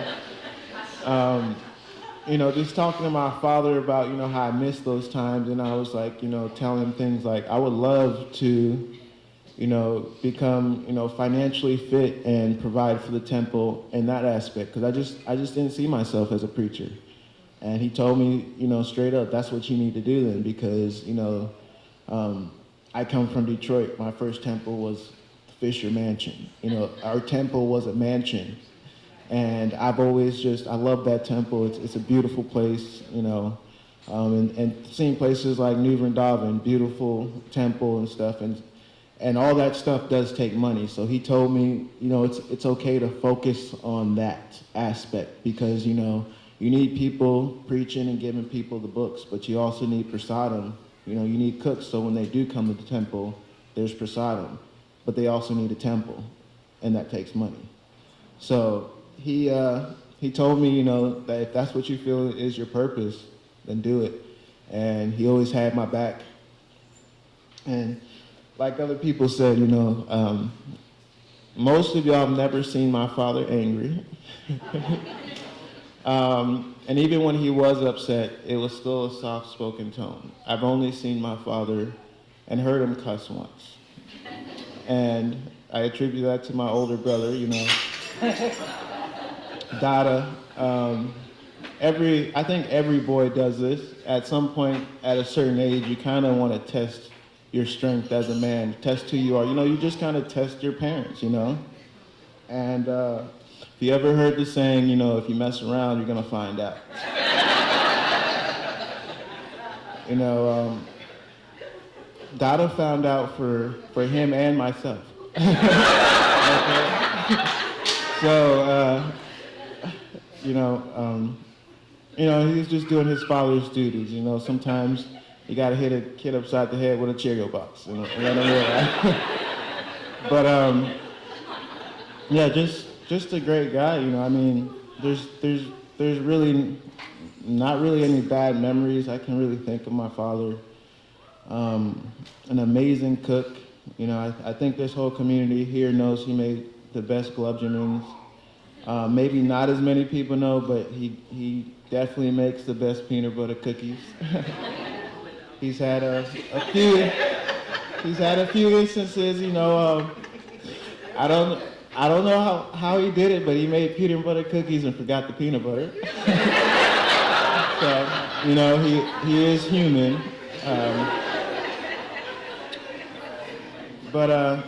You know, yeah, it's always pleasant memories of my father. When I cry thinking about him, it's never anything bad. It's just, you know, it's tears of joy, you know, from the corny jokes to him, you know, forgetting the peanut butter and the cookies, you know. It's just, he was a pleasure to have in my life. And there's one other time, really, my father really thanked me. And that was when he got to go to Hawaii. You know, he's, as y'all have heard, he's traveled quite a few places. He loves Africa, but when he went to Hawaii, he thanked me for getting him back into traveling, because his two passions was to talk about Krishna, and his other passion was to travel. And, you know, pretty much preaching, at least in this community, that's combining those two. You're going to travel and you're going to talk about Krishna. So I was able to help get him back into traveling with my mom. It was the happiest I've ever seen them. And just that's one special memory to me, is when he told me thank you for getting him traveling again, because it was specifically because they went to Hawaii. He said that Hawaii was the most beautiful place he's ever seen. So I plan on going there and, you know, having my father's presence, because he's the reason why I want to go there.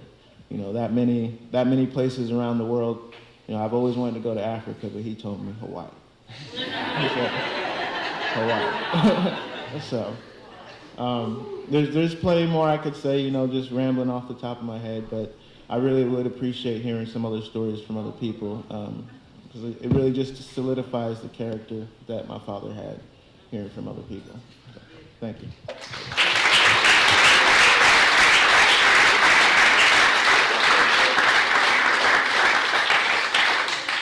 Thank you, Deva.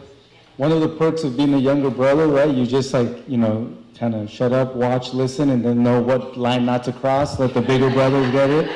Dude, we're on the same page, man. And now I would like to actually ask when the family moved here to Alachua. You know, we went to Vaishnava Academy together. And Dada's first teacher was Mother Sukara. So we'd like to ask Mother Sukara to share some words.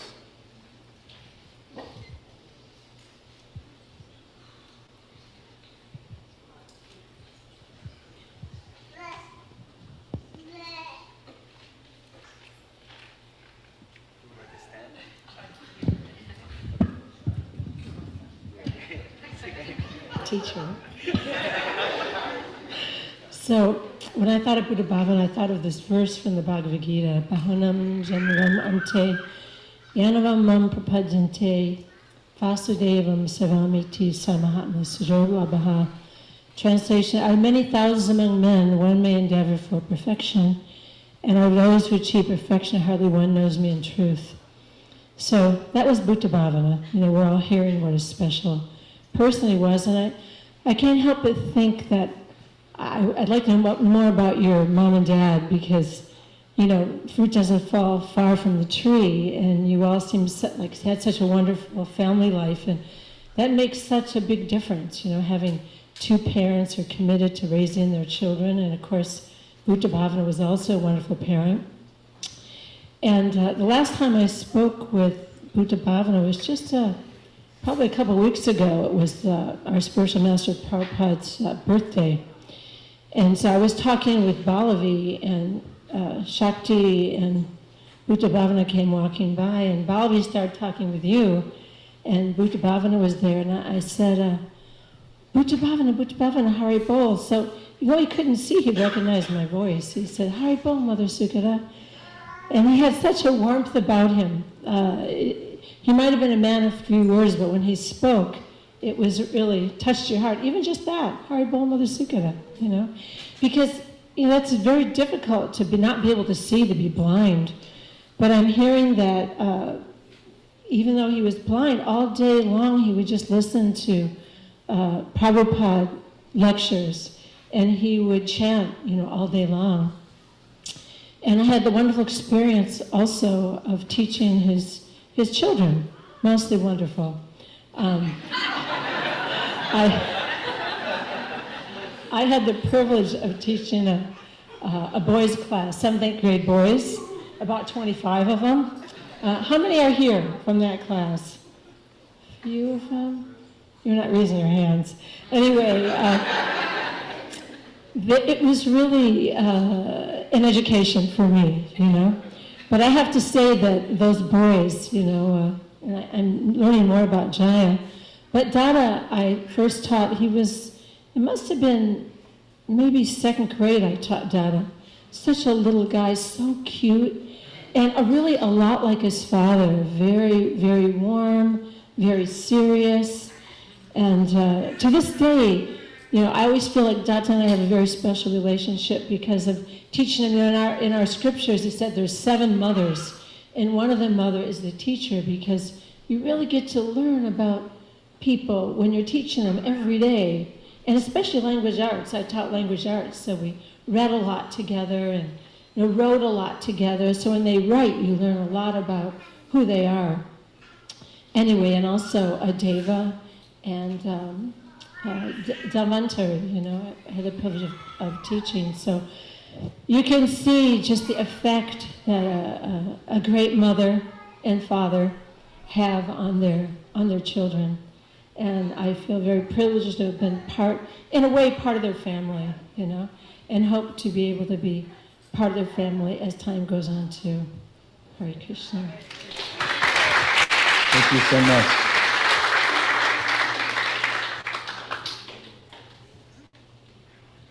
Ready? Yeah. Okay, so we're going to look up here, Damodar.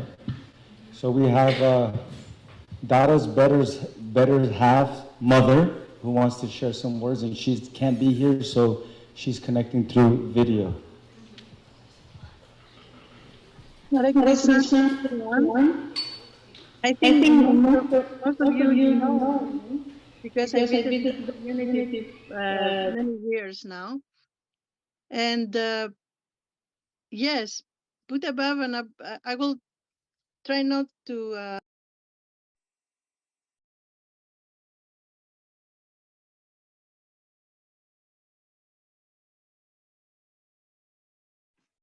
Mataji, you are muted. Can you unmute yourself, please? Okay, can you hear me now? Yes. So I try not to editorialize so much, but I will make some introduction. Oma Gyanati Mirandasya, Gyananzana Salakaya, Chakshura Militam Yena, Tasmai Sri Gurave Namaha. My daughter, Radharani Knighten, now, she was in Vancouver at that time, maybe 7-8 years ago. And she said, Mom, I'm relating to a very nice boy, and I think you're going to like him a lot. And said his father is Prabhupada disciple, and Dad, I said, he's university graduate, and they're black devotees, you know. I said, okay, okay. So I saw in the internet the face of Dada, and so okay. So it was a time he said I went to visit his family, and his father really liked me. Oh, I said, really nice, and he's a very nice man. He said, very quiet. And he likes me a lot. I said, very nice. So eventually they got engaged, they got married, and Bhutabhavana and his family, his wife, came here for attending the wedding. So I saw Bhutabhavana Prabhu, and exactly resembled, first of all, he looks like Dada, or Dada looks like his father. And they were very nice family, very pleasant, smiling, you know, a very quiet person and very gentle, very polite. So I remember one instance that after the wedding, a couple of days later, my sister-in-law invited us to her house, and they're not vegetarian, like devotees, but not vegetarian. So I thought, how we can go? I have this Vaishnava family here, go, you know, to house on a Kadasi day. They offer meat, they bake something.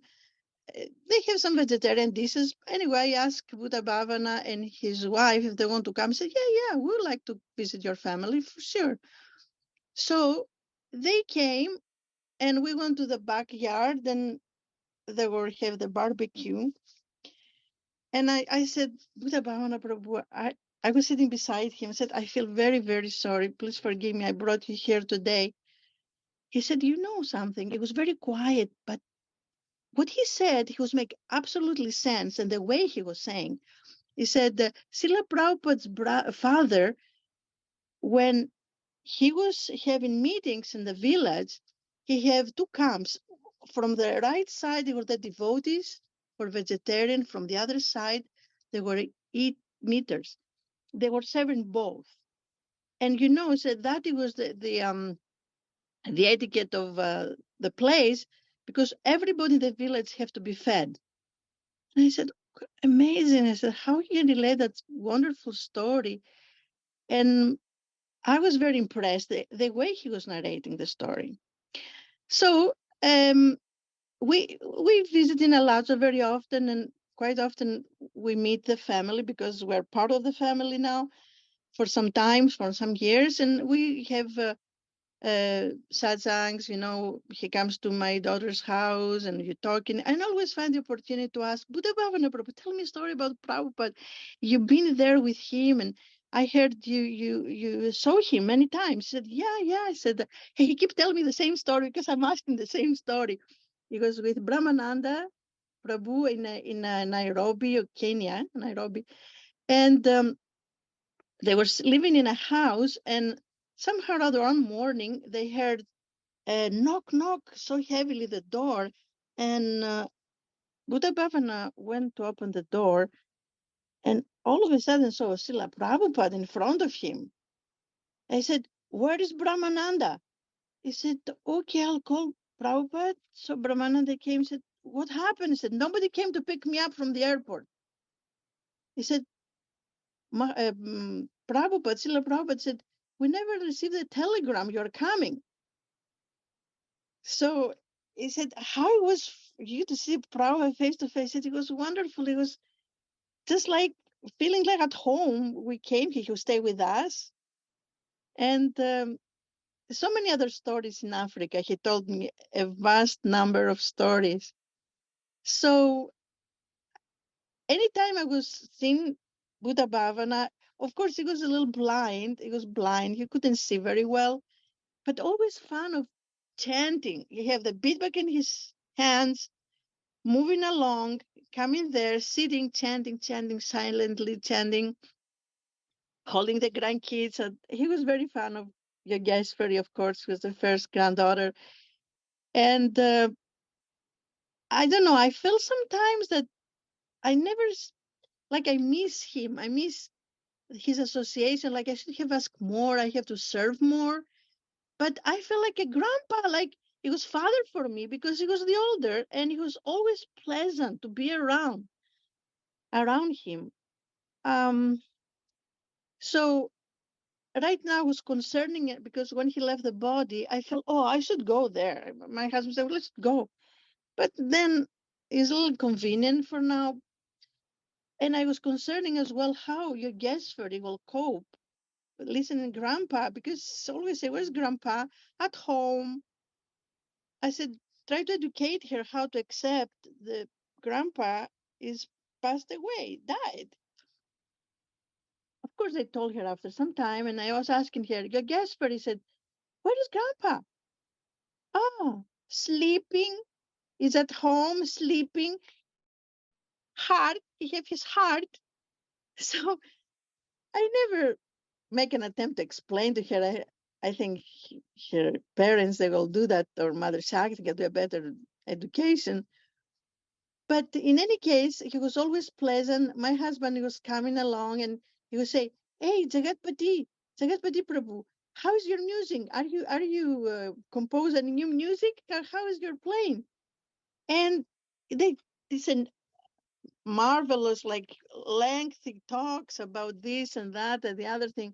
In Africa, especially, how the locals, they were identifying me like from a tribe, tribe.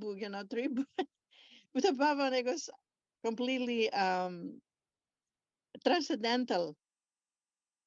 So greatly, I will miss him personally. Like, is an empty. Like I will come home. I'll come to Alaso, and where is Grandpa? It's just an empty nest in our lives, and I couldn't believe it when he passed away, and I couldn't say one more word. So I hope the family is doing well. Mother Shakti, I'm in touch all the time, and my son-in-law, Data, is an exceptional boy, and I love him very, very much, like my own son. And I'm sure I am just fitting there in the family. I'm part of the family. So thank you very much. Allow me to say a few words.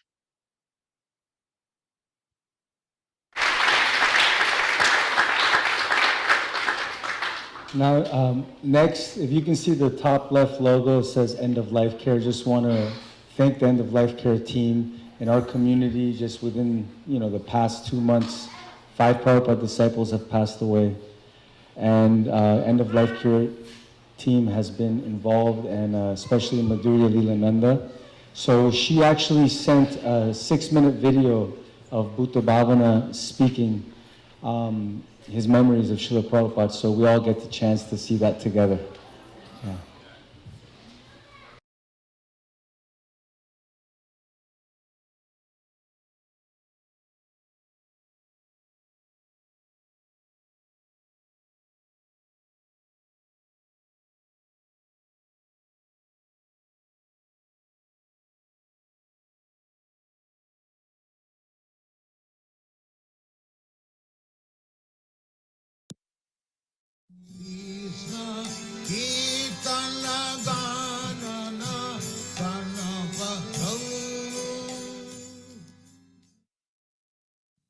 We got to the house where Prabhupada was staying.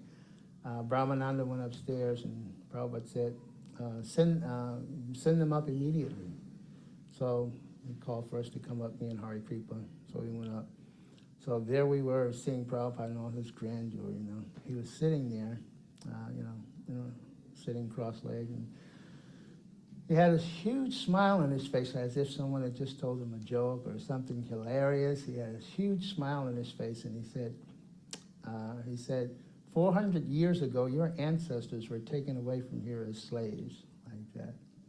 Then he made his eyes real big, and he said, but just see how you have returned as masters. So that was, I thought, oh, how poetic, who could say such things like that? Generally if you refer to someone in the black community, if you grew up in a black community about slavery, it's not like a very jovial thing. Anyway, Prabhupada just made it such a wonderful statement that we had returned, in Krishna consciousness. And so then he told him, Brahmananda to give us prasadam, so we went to take some prasadam. We had a program set up on the Mamboleo show. It was a TV show.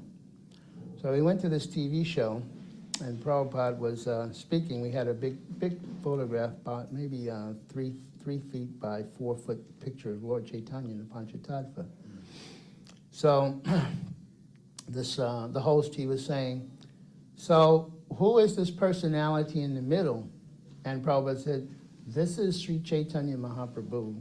He is God, like that. And the man said, this cannot be God. This is a man. And Prabhupada said, Prabhupada just screamed. He just fired back at him so quickly.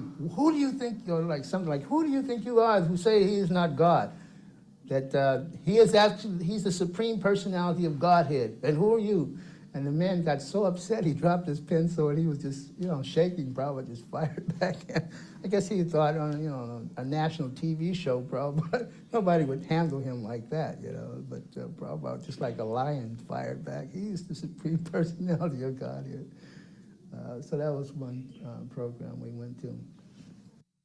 So Brahmananda had given me the kind of the instruction to be the pujari, which I had no idea how to deal with deities. All I knew is that Shilavati was supposed to be the best,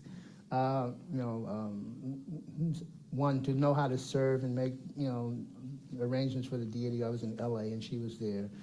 And so Brahmananda had told me that he wanted me to take care of these deities, the Radha Krishna deities that someone had loaned us, one of the life members. And so we just had a platform in the room there, and the deities were there, and we just offered flowers every day. So what happened was that I'm cleaning the altar, cleaning the flowers off the altar. So Radha and Krishna are here, and I'm thinking, well, I have to move the deities. Maybe I should put Krishna on. I cleaned all around. Maybe I should put Krishna this side and Radharani on this side. So I put Krishna on this side. I put Radharani on this side. I'm cleaning the altar. And I go, I'm taking the flowers out, and Bhagavad comes in and yelling at me and says, Brahmananda says, you got to get in the van now. We got to go to the festival. Says, he wants you in the car right now. So I'm thinking, okay, I've thrown the flowers away, and I forgot that I left the deities like that. So we come back from the festival. Prabhupada goes into the room here. So Bhagavad comes to get me, and he says, Prabhupada wants to see you. He said he wants to know why the deities are a mile apart. He said, I said, I don't know, but Bhutabhavana might know. So he said, he told me to come and get you. So I went back to the altar in the room there, and Prabhupada looks at me, and he says, why are the deities like this? They are a mile apart. He says, Radha and Krishna are never separated. Why are they like that? And I said, well, I was trying to make an excuse. I said, well, Srila Prabhupada Brahmananda was telling me I had to go. And before I could finish the sentence, he said, so does that mean they should be thrown in the street? Like that. And I was just so devastated, I couldn't say anything. So I was just in shock, and Prabhupada said, should they be thrown in the street? And it's just like time just stood still. I just couldn't say anything, Oh yeah, Kenny was protecting his Krishna. Yeah. It wasn't you. Yeah, well, of course I took it that it was me. And so then he just put on a broad smile, just like that. He put on a broad smile as if to say, "You fool, all right." Put them together. He said, put them together. Radha and Krishna are never separated. And he said, and do it nicely.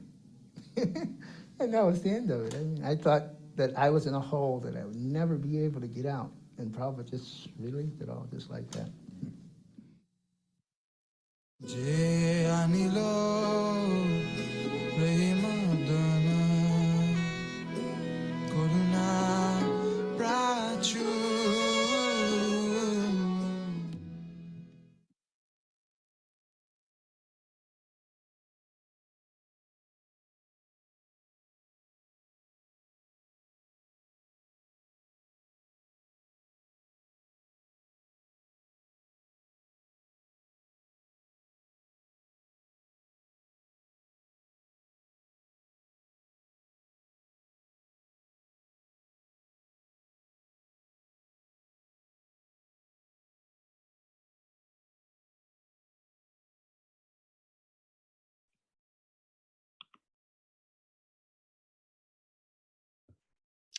Damodar, we cannot hear.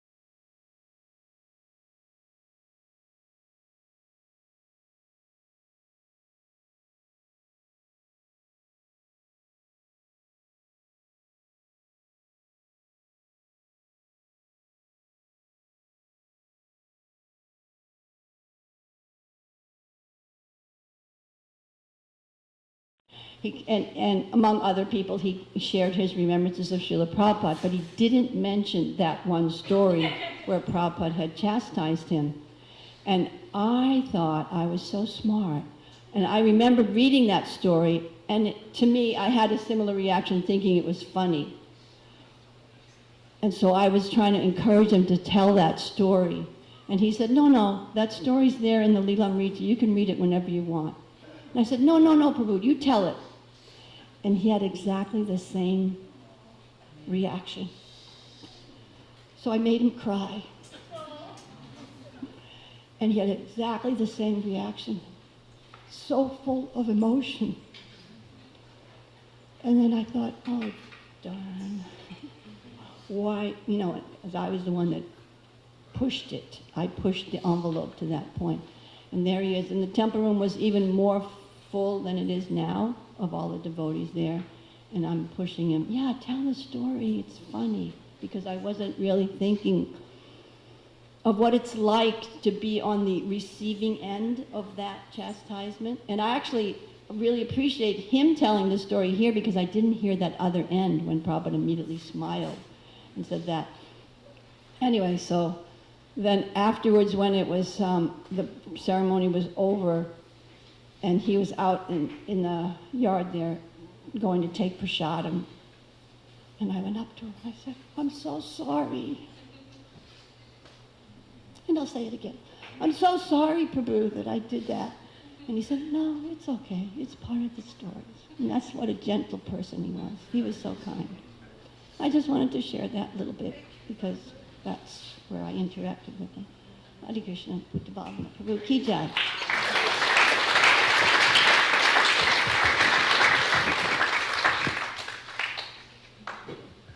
We've entered the session of this program to where volunteers can speak. Divyenga Prabhu, please.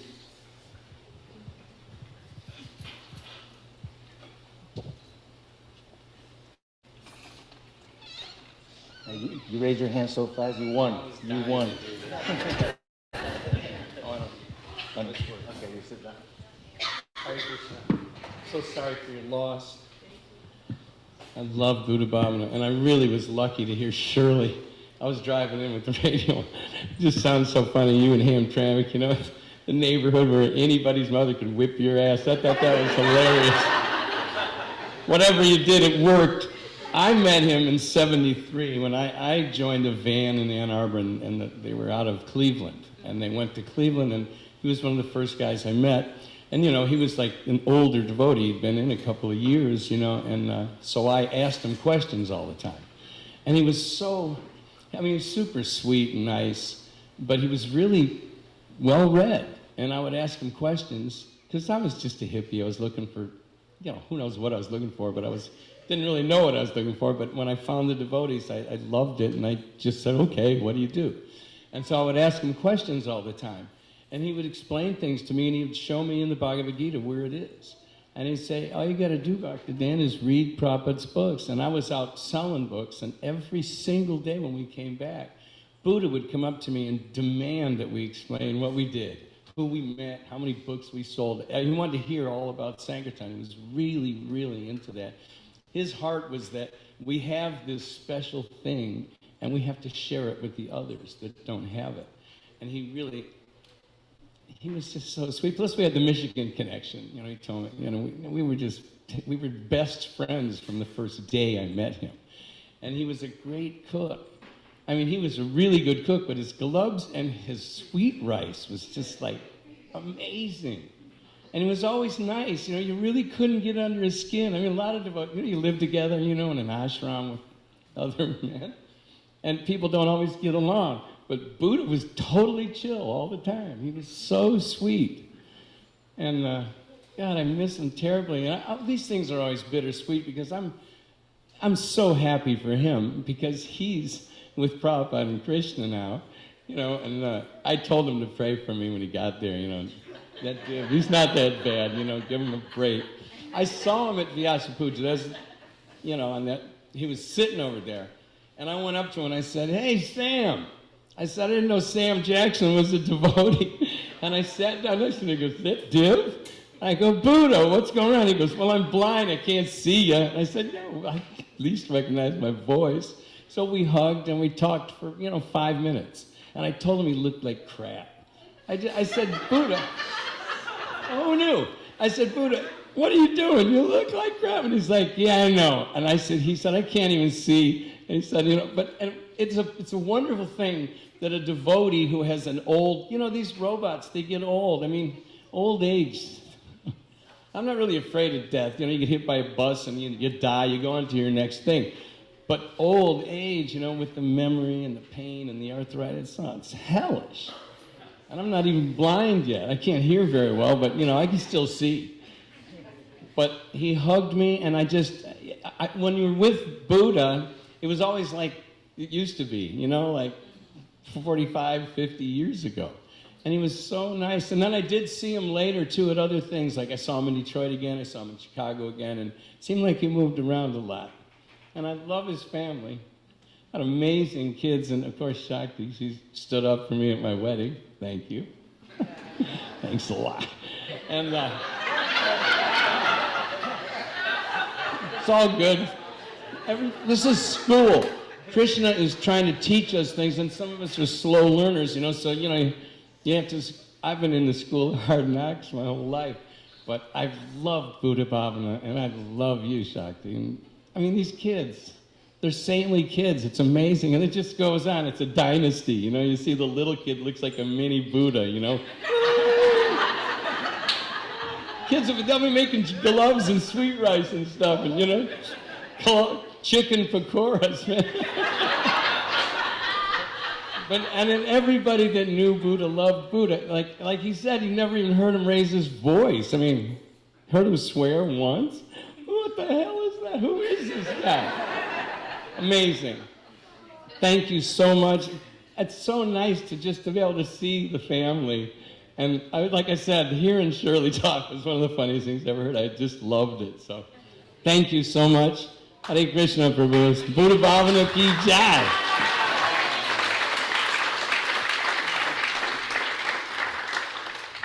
Any more hands? Like to oh.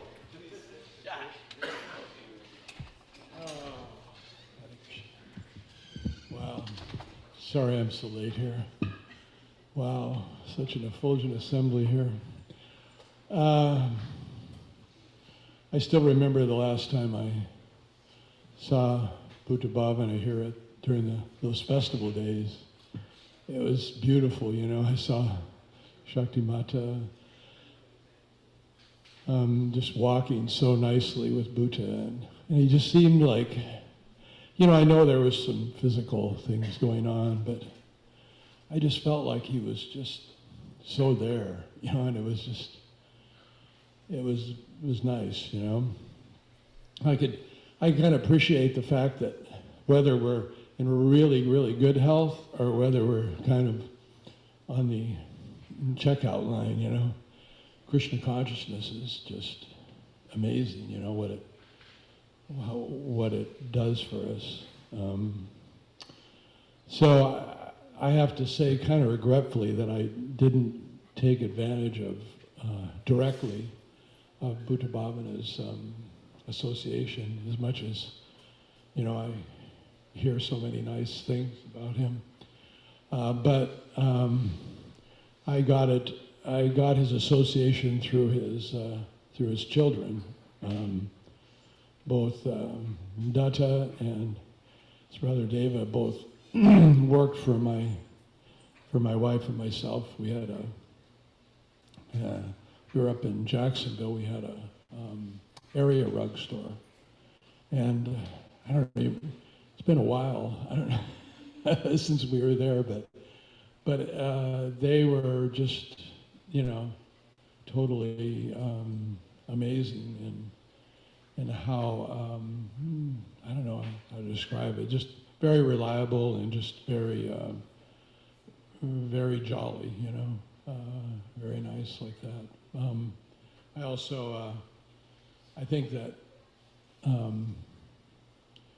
know I was just speaking with Rangavati before I came here, you know, and I said, you know, we both very much had so many fond memories of both of them working for us. So I asked her, well, what else, you know, can you say anything? And she said this about Bhuta. She says she loved Bhutabhavana's constant study of the Gita.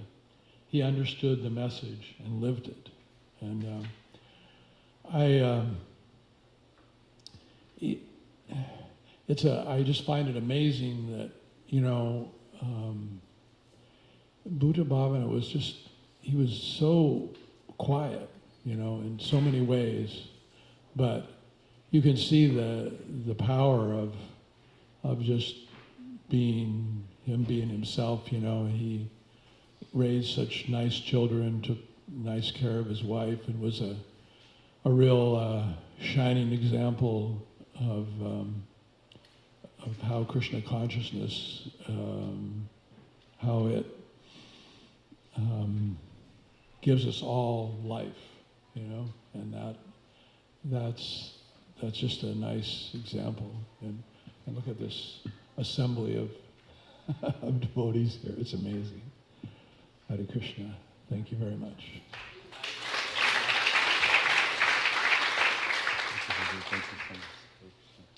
Is there any more volunteers? Yes, Srila Prabhu.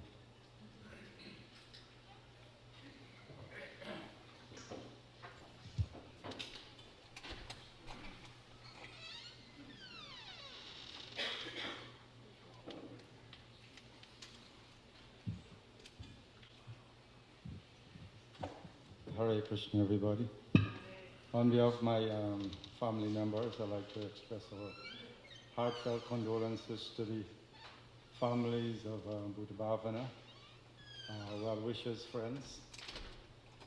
May Lord Krishna grant you comfort and solace in this trying time.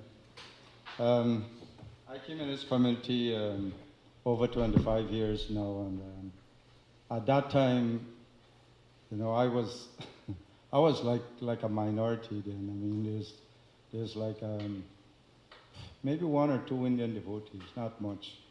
And so sometimes Bhutabhavana Prabhu would come around and, you know, talk to me and, you know, encourage me a little.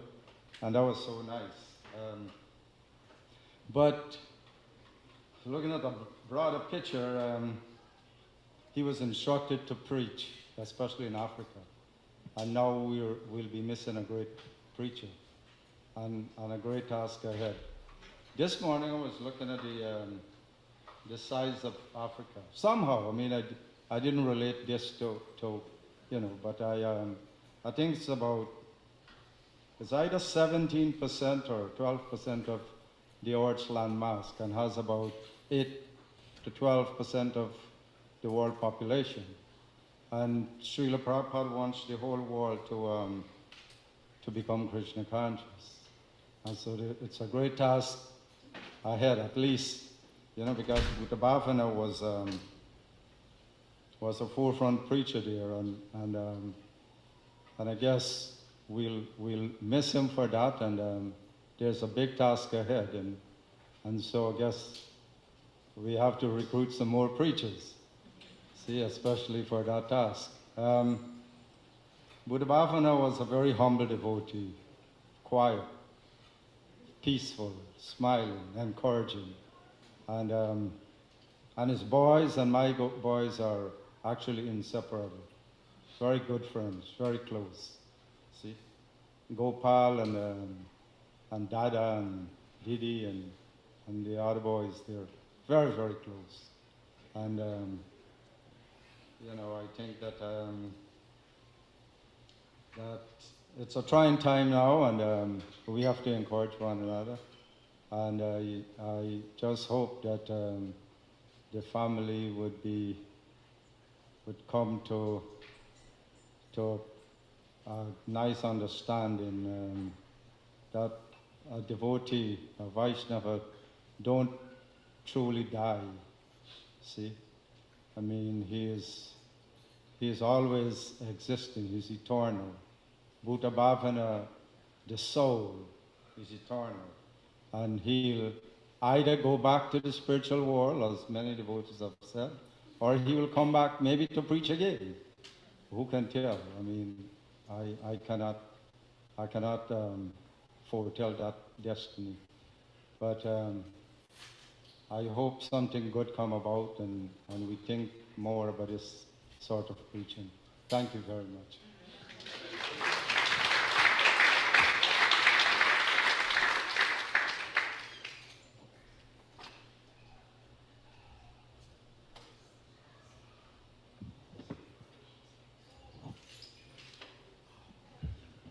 Hare Krishna. My name is Ekadashi Vrata, and somehow I'm feeling like really nervous. I don't know why, but Divyanga Prabhu encouraged me with his humor.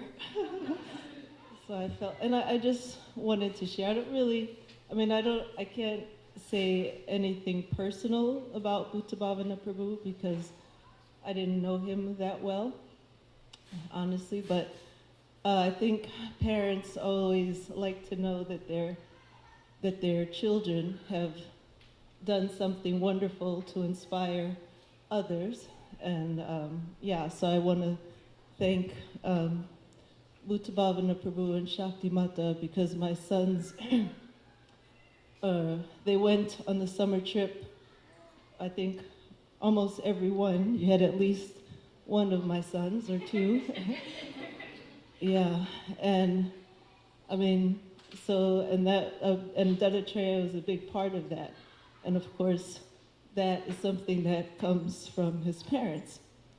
So thank you for that.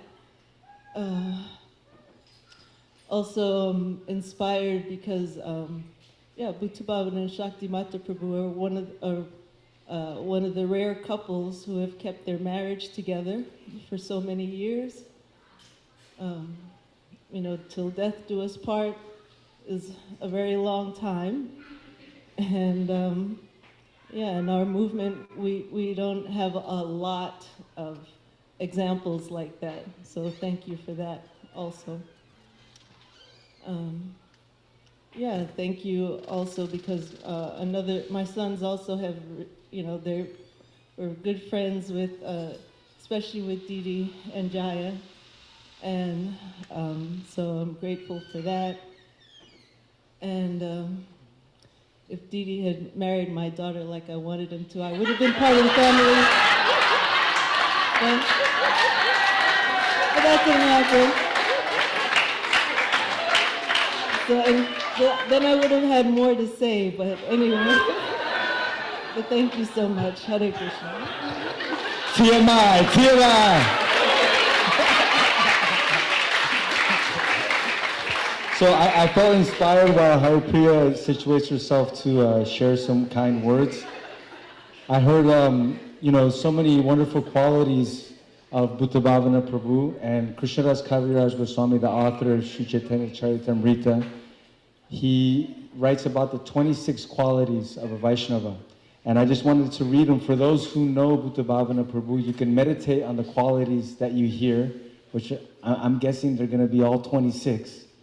And also it's just a nice meditation to, cultivate those qualities within our own hearts.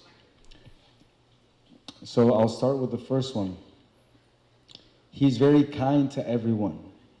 He does not make anyone his enemy. He is truthful. He is equal to everyone. No one can find any fault in him. He is magnanimous. He is mild. He is always clean. He's without possessions. He works for everyone's benefit. He is very peaceful. He is always surrendered to Krishna. He has no material desires. He is very meek. He is steady. He controls his senses. He does not eat more than required. He is not influenced by the Lord's illusory energy. He offers respect to everyone. He does not desire any respect for himself. He is very grave. He is merciful. He is friendly. He is poetic, expert, and silent. Haribo, Bhutabhavana Prabhu ki.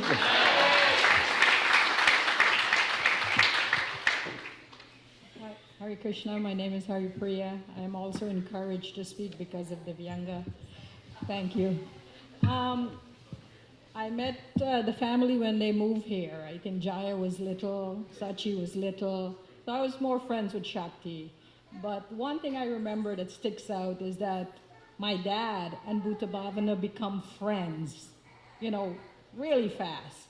And they always talk about each other. The last thing I spoke to your husband was my dad, and he was telling me how sorry he was that my dad had left. Also, he was an amazing dad to his sons, but also to my son, because I know Sachi, my youngest son, always wanted to go to your house. Always wanted to go because he and Jaya was like best friends. I would get angry at him. I had to drive all the way to La Crosse. I end up living in La Crosse now. When you guys were living in the back, and drop him off, pick him up.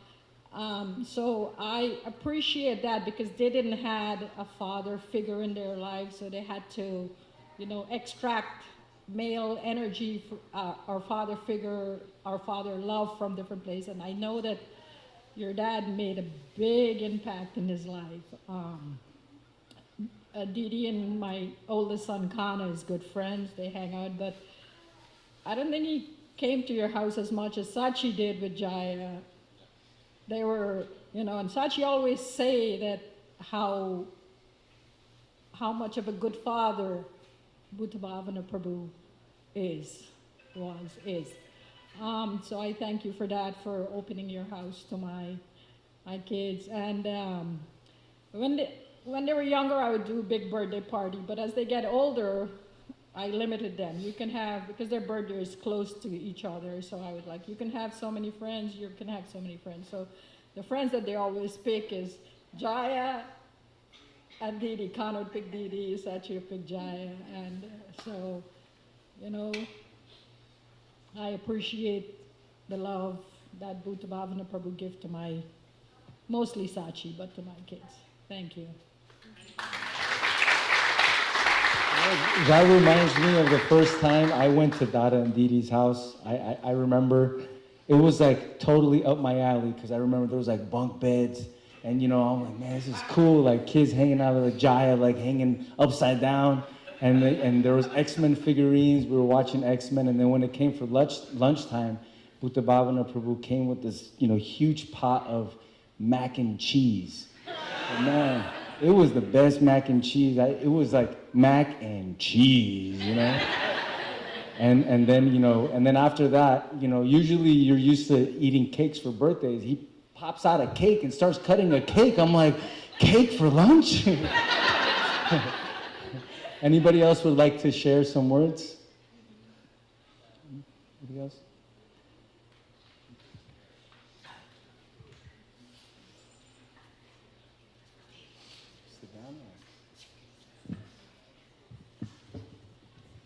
Won't say much, but an anecdote.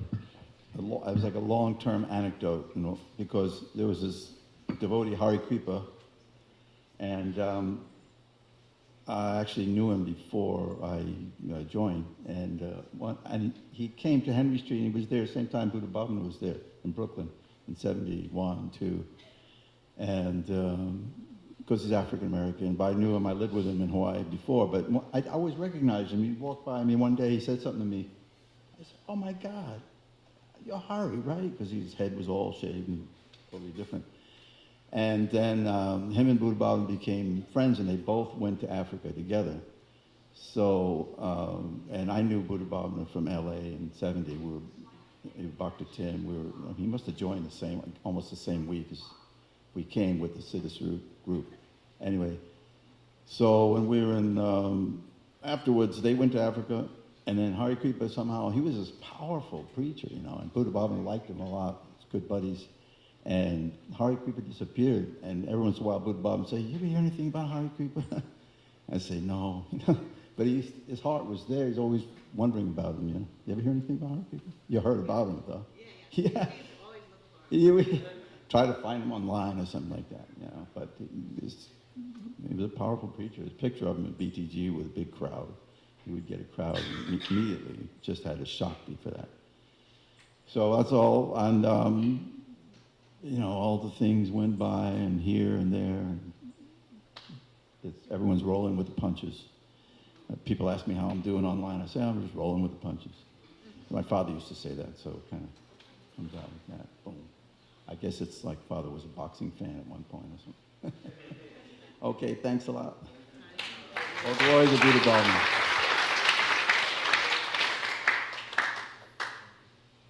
Does anybody else like to share some words? Didi, did you muster up the... All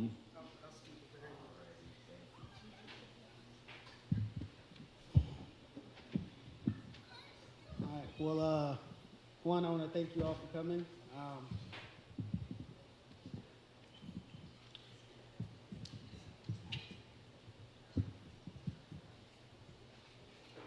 One, I want to thank you all for coming. Honestly, I didn't expect as many people to show up as that are here, and I'm very grateful. This is like my dad's. This is like his gold right here. This is his hat, and so what he would do is he'd always have this phone, and he'd put it right here, on the top of his hat.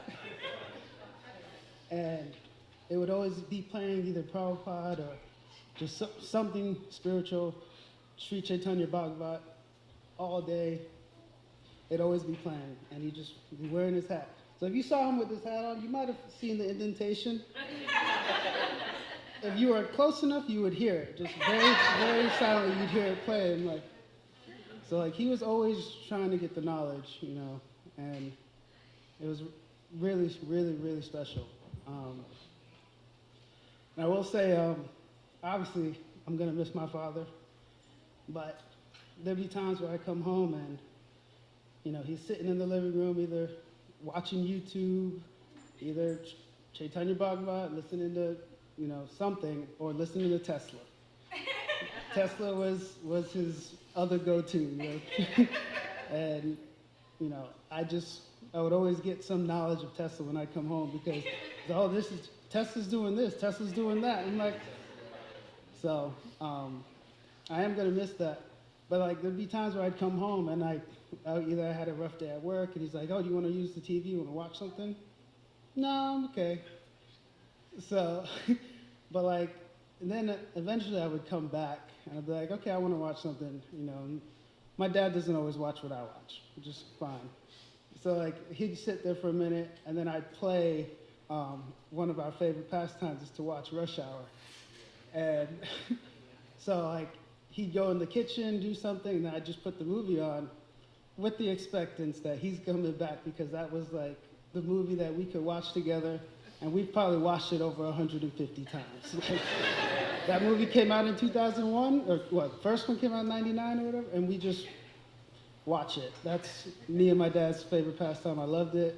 I'd be in my room and I'd just say something from the movie, and I hear him laughing in his room. Because he knows exactly what I'm talking about.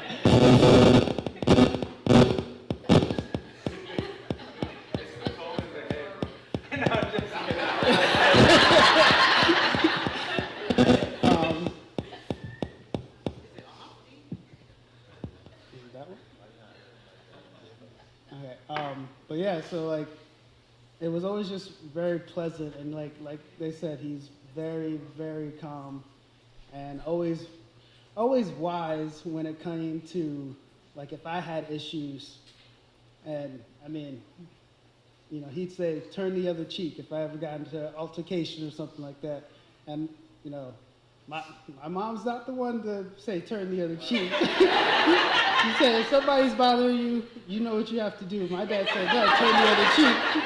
So it's like the, you know, angel, not that's the angel devil, but, you know. But,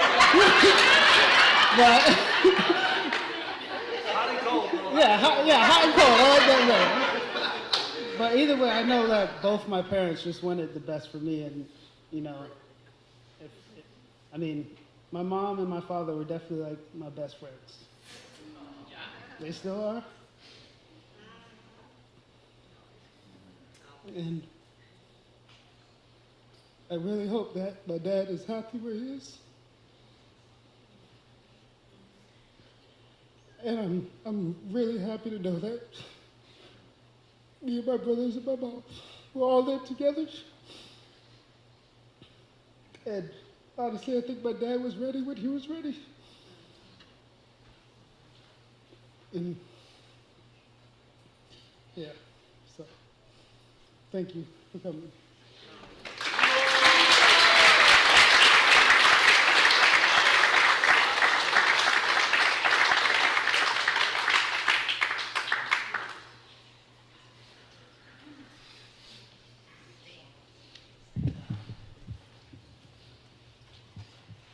Hello, everyone.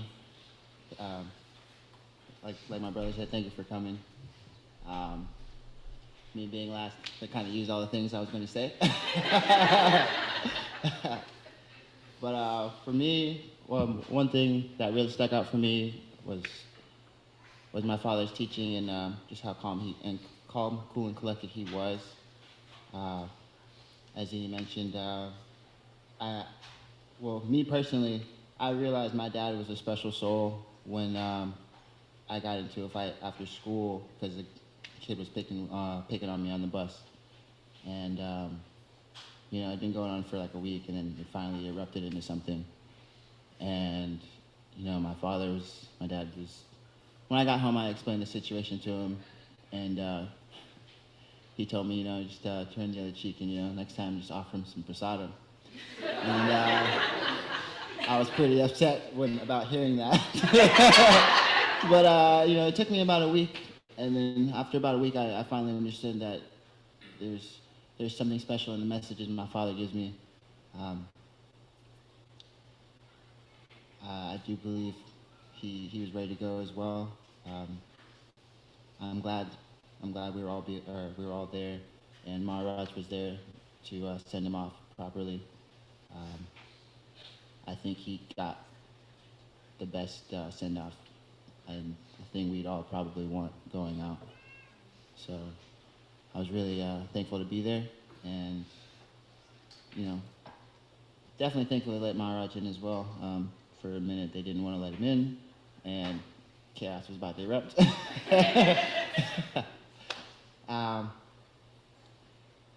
I've learned a lot of things from my father.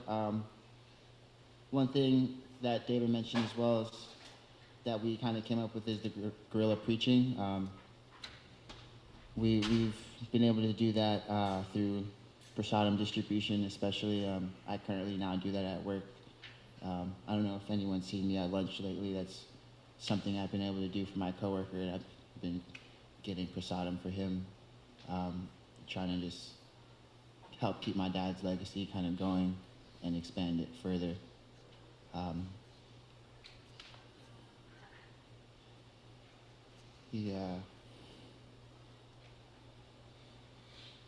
He was a great soul. I really hope he's not lingering around too long. I hope we can all celebrate his life and give him the send-off he needs. I think, no, I know he's okay, and I know he's in a better place than he was. At times, I would talk to him because he handled his age and his pain very well. He didn't ever complain about anything, and I could see, we're all aware. We can kind of see when someone's in pain, even if they don't have to say anything. But he took it very well, and taught me a lot of things in that regard. Just staying positive and being able to focus on the future and your next steps. So with that, I'm going to continue to try to focus on my next steps and try to keep his legacy going and be a better person for him every day. I hope we can all do the same. Thank you.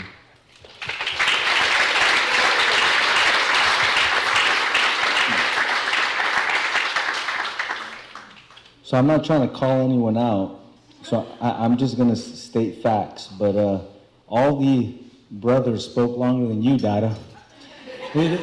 Dada's an expert magician. He was like, I'm going to come in the beginning, I'm going to say my piece, and I'm out. And he was just like, vanished. No, but if you do have any stories, we would love to hear stories.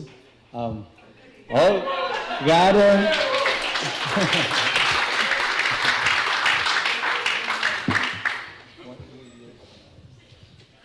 Thank you everybody for coming. My dad was super cool. Like, I remember one time my mom went somewhere and we had a Nintendo 64, so we could all play, 4 boys. And he came and said, "What do you guys want for dinner?" And every single one of us said something different. He's like, "Okay, cool." And then he leaves. We continue playing. And then my mom wanted us to help cook. She's like, "I'm not cooking this for you. You guys are gonna eat all this food. Y'all gotta come help me." And we're like, we're trying to do other things, play, whatever. But my dad would he would just cook, and we'd just show up, and there'd be food there. And so he comes in and says, "Hey, dinner's ready." And he came and made everybody what they wanted. And it was like, yo, what's going on? Like, it was awesome, And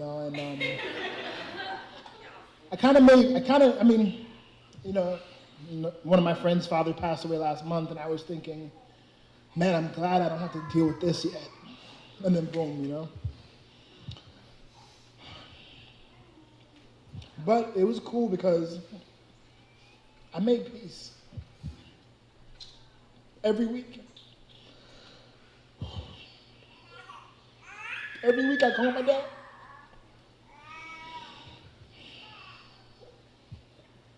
You don't know, you never know.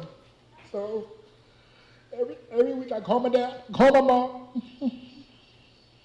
I'm making sure to go see them. Plus, I got kids that come to my house. This is why I wasn't talking, man. But it's all good, though. Probably 18 months or so. I call my dad every week. I call my mom every week. Sometimes I call my mom twice because my dad didn't answer the phone. So, Or my dad would pocket some of my friends know like Keish, or my wife knows for sure, I pocket dial people a lot, all the time. And so my dad always pocket dial me, and I'd call, and so I'd talk to him, and then, or I would drive buses, and I'm getting a little tired, whatever. I can call my dad at 2 in the morning and talk to him for 2 hours, and like, talk to my mom.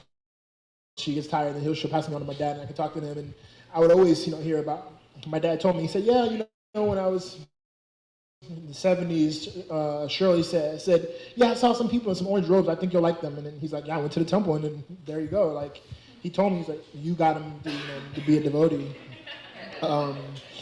I remember my dad would make glubjamins. Glubjamins are like round pancakes soaked in syrup, basically. So he'd make glubjamins all the time. That I was sick of glubjamins. I would tell Jaya and Vishnu, hey, you give me pizza and I'll give you glubjamin, and we would switch all the time. And we would have a blast, and we always hanging out. And my dad would play, Mahabharat. We had the Mahabharat, the videotapes. We watched that all the time. I mean, I remember Jaya. He was like a baby, could barely crawl. He could turn the TV on, and he knew like which recording by the numbers had the fight scenes on it. He put those on. And, we went to New Taliban one time, and we were playing Jeopardy, and I was winning all the Chaitanya Charitamrita questions, and I'm like, I never read it, but my dad would play it all the time, so I would I knew this person on the tree, this brand, I knew so much just for my dad listening while he's cooking, or we're playing with toys, and I just hear it in the background. You gotta tell us the story of what David learned not to do, bro. Basically, something happened where, I don't know, I was doing something, messing with one of my brothers, and my dad said something like, why don't you go to your room or something? I said, I don't want to. I was like, something like, I don't know, why don't you wash the dishes? I said something like, because I don't want to. And I don't know, it was just, he got super upset. He chased me out the room and like tried to swat at me a few times. And, I was like, oh, it's not, but, yeah, I never really seen him get angry. Like, yeah, never. Same thing. I would always say, like, my dad would be turned the other cheek, and my mom would be like punching me in his face. Like, it was always like, it was never, yeah, man. I got my chill from my dad and my fire from my mom. I always told everybody that, but it was a blessing. So many times my father loved Thanksgiving, because he loved when we'd go to Aunt Shirley's house. The whole family would be there. Friends would come. We'd do a big magic show. We'd have a blast. My dad loved like having his family with his other family and coming together. So, and he loved making the peanut butter cookies and sharing food with everybody. So, but yeah, I have nothing bad to say about my dad. He was such a sweet soul. I'll definitely miss him. Please, make sure you keep in touch with your parents, because you never know, when is their time. So, thank you.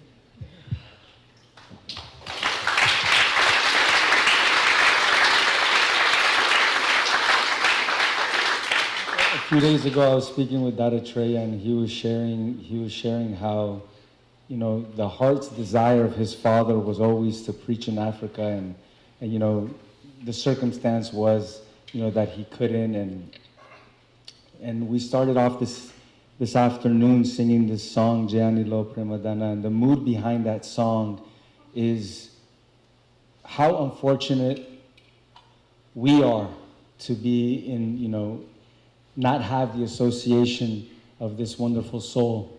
And, but at the same time, it's a joyous celebration, because people in his level of consciousness, we know that his heart's desire, he will continue his heart's desire. And wherever he is, Mama Janmani Janmani Sware, Chaitanya Mahaprabhu says, birth after birth, let me just be in service with you. And Bhutabhavana Prabhu definitely carries that mood within his heart. So, wherever he is with Krishna, Srila Prabhupada, wherever he's being sent, he will be following his heart's desire. And Bhutabhavana Prabhu ki jai. And just one other thing, because Dattatreya was saying how,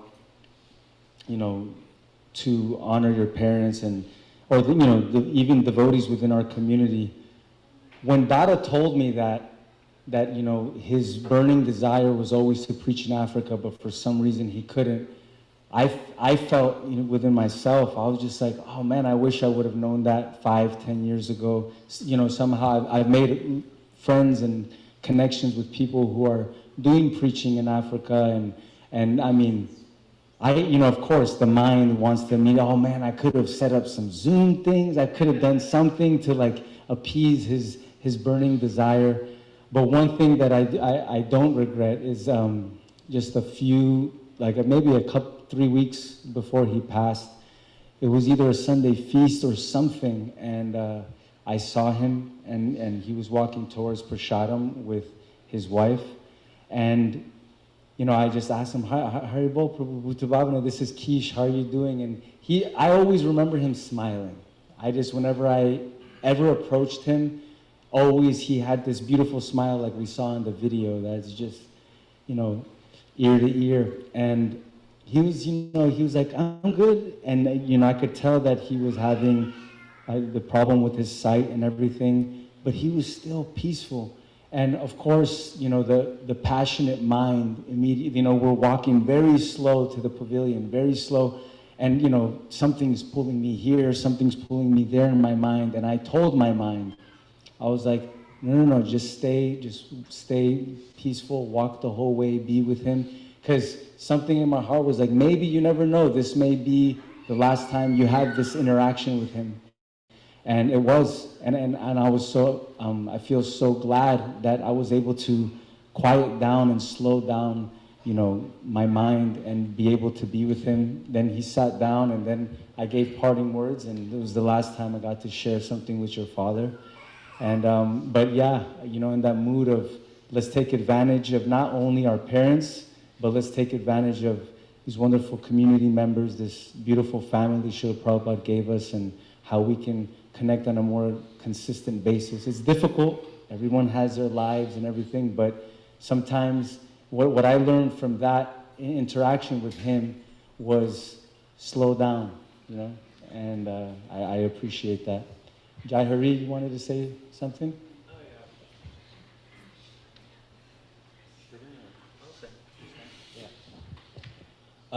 So I remember, or I wanted to touch on kind of what Hari Priya touched on with like Sachi's experience with their family. When I was younger, my mom was, she was dealing with health issues, so she was very sick. I was probably, you know, 8 or 9 at the time or something. And she had to go to either India or a health clinic somewhere for a month. And she was looking for a family that would, you know, be able to take care of me for like a month or something.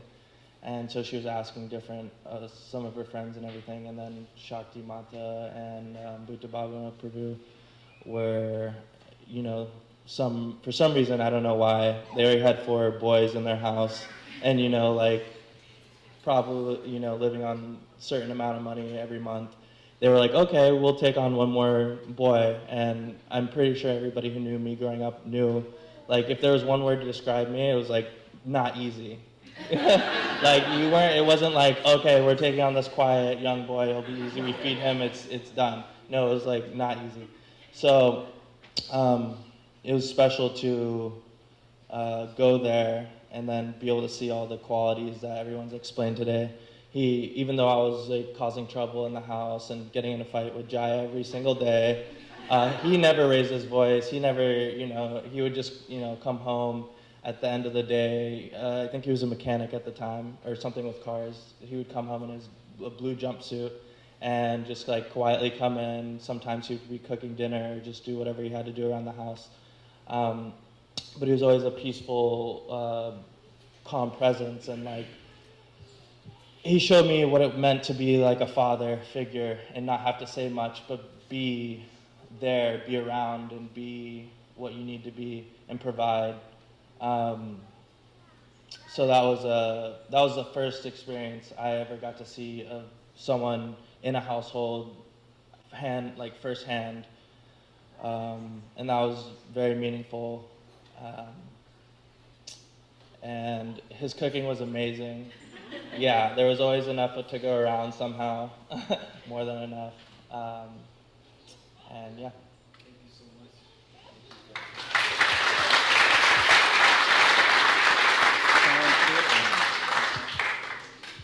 Bhakti Mark Swami is on Zoom. Try my best.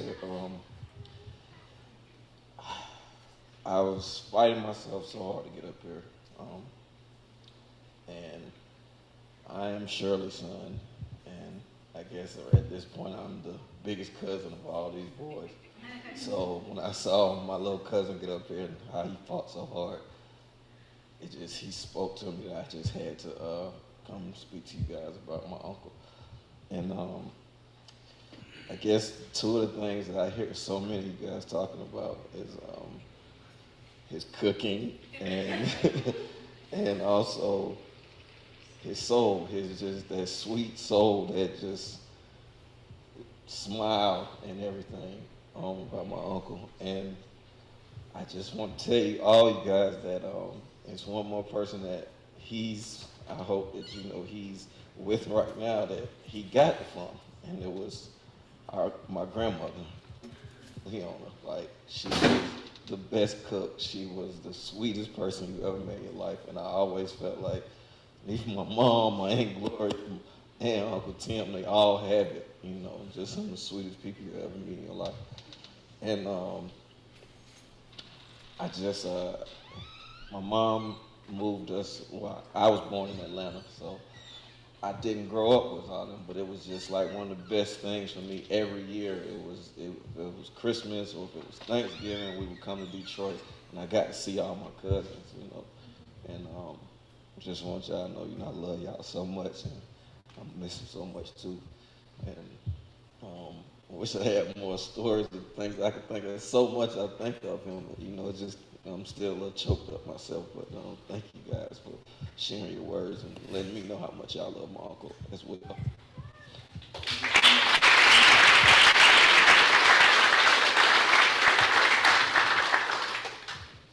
So we'll open up. Yes, please.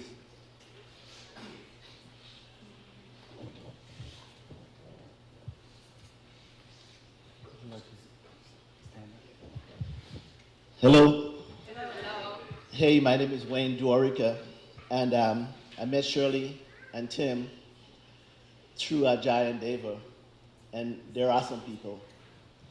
I'm a registered nurse. I work at Shands. Well, I no longer work there, but I was a registered nurse. I'm still a registered nurse. I just don't work at nursing anymore. And I saw Tim. I've been seeing Tim for a long time, you know, since we became friends. The last time I saw him was at David's wedding. And he told me that he couldn't see, that he was blind. And I felt really bad because I didn't know that.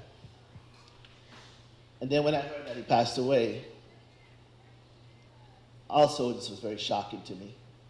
But I had to be here.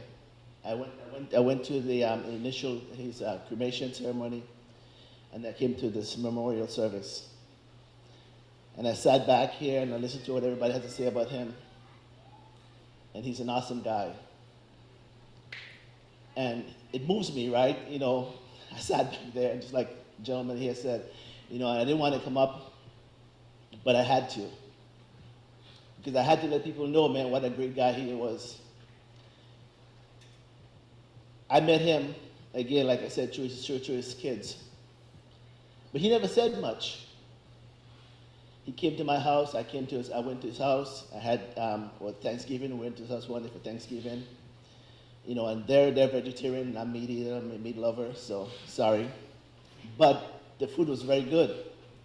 He's an awesome cook. And I know that we're gonna miss him. I'm gonna miss him.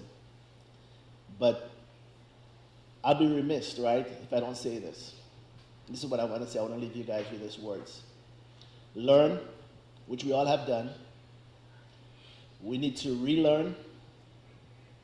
Well, so actually, we need to learn, which we have done. We need to unlearn, and we need to relearn. This is a new mantra. You know, they talk about reading, writing, and arithmetic. We need to learn, unlearn, and relearn.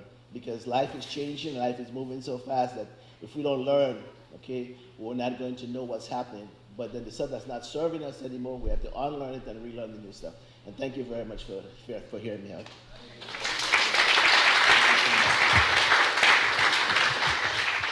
So one of Bhutabhavana Prabhu's godbrother would like to share something. He's on Zoom right now. Dattatreya traveled with him. Everybody knows him as the walking monk, and he's walking.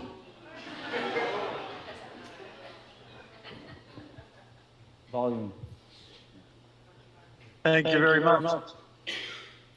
Can you hear me okay? Yes. Thank you so much. I'm here in New Vrindavan, just ready to leave after a very successful mantra retreat. And I just wanted to say, in regards to Dattatreya's dad, Bhutabhavana, I think I got it right. I didn't know him very well, but I know him through his son, Dattatreya, who to me is a fine young man. And I think that when you're looking at the offspring of someone, you must know that, or you can determine that the parents must be pretty exceptional.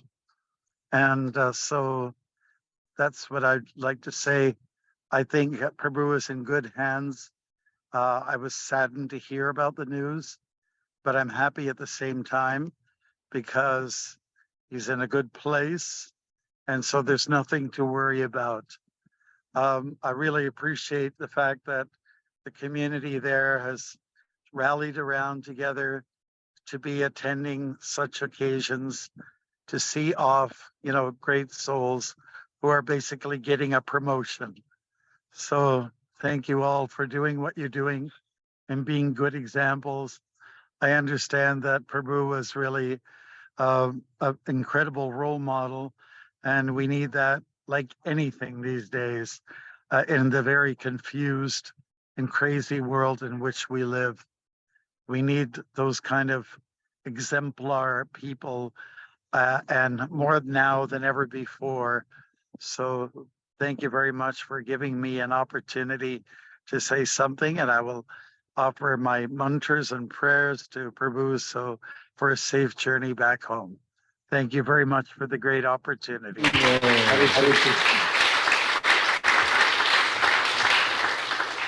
So we're just a couple minutes to our end time, and I think that's definitely a nice way to close the ceremony. I'll ask Shakti Mata if you'd like to share some closing words before.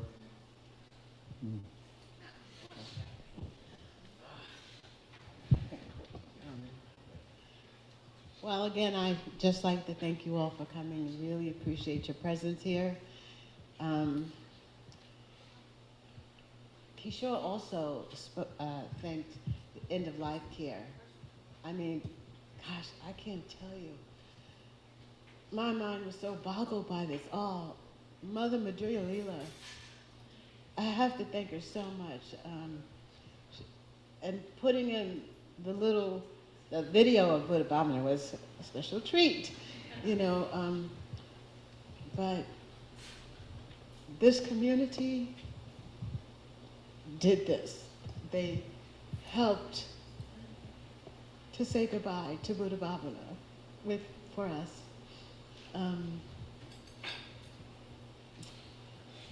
I couldn't, the boys dressed their father. That was amazing, and they did a great job, and it was very soul satisfying. So we were together for that, and really, I mean, thank you, South Care, thank you, End of Life, and everybody who's involved with that. All donations should go to them because they really helped. They did this. Our temple did this. Our community did this. And thank you, Keisha, for your emceeing. Thank you, everybody, for coming.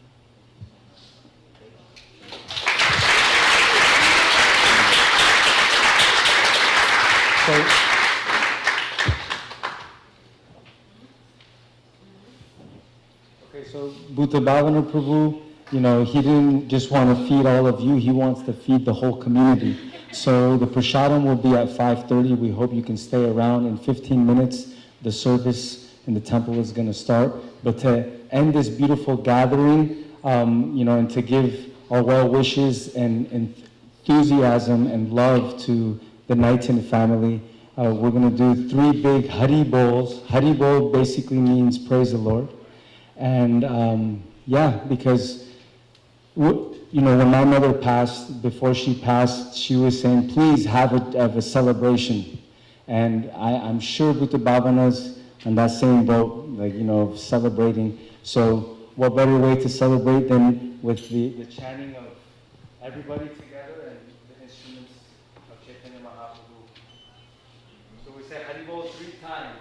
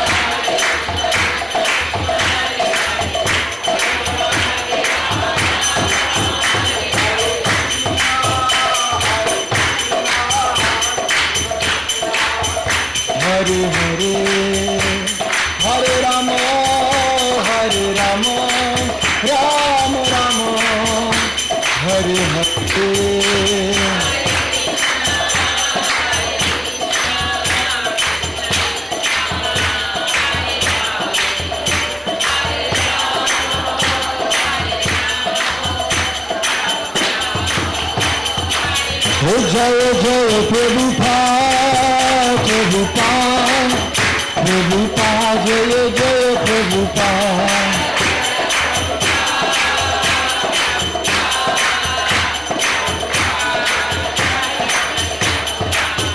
Jaya Vaishnava Thakur, Jaya Vaishnava Thakur, Vaishnava Thakur, Jaya Vaishnava Thakur.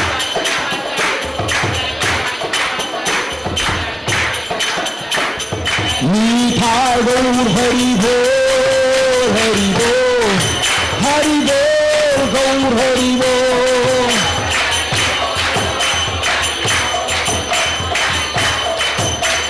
Nitai Gaur Hari Bol, Hari Bol, Hari Bol, Gaur Hari Bol.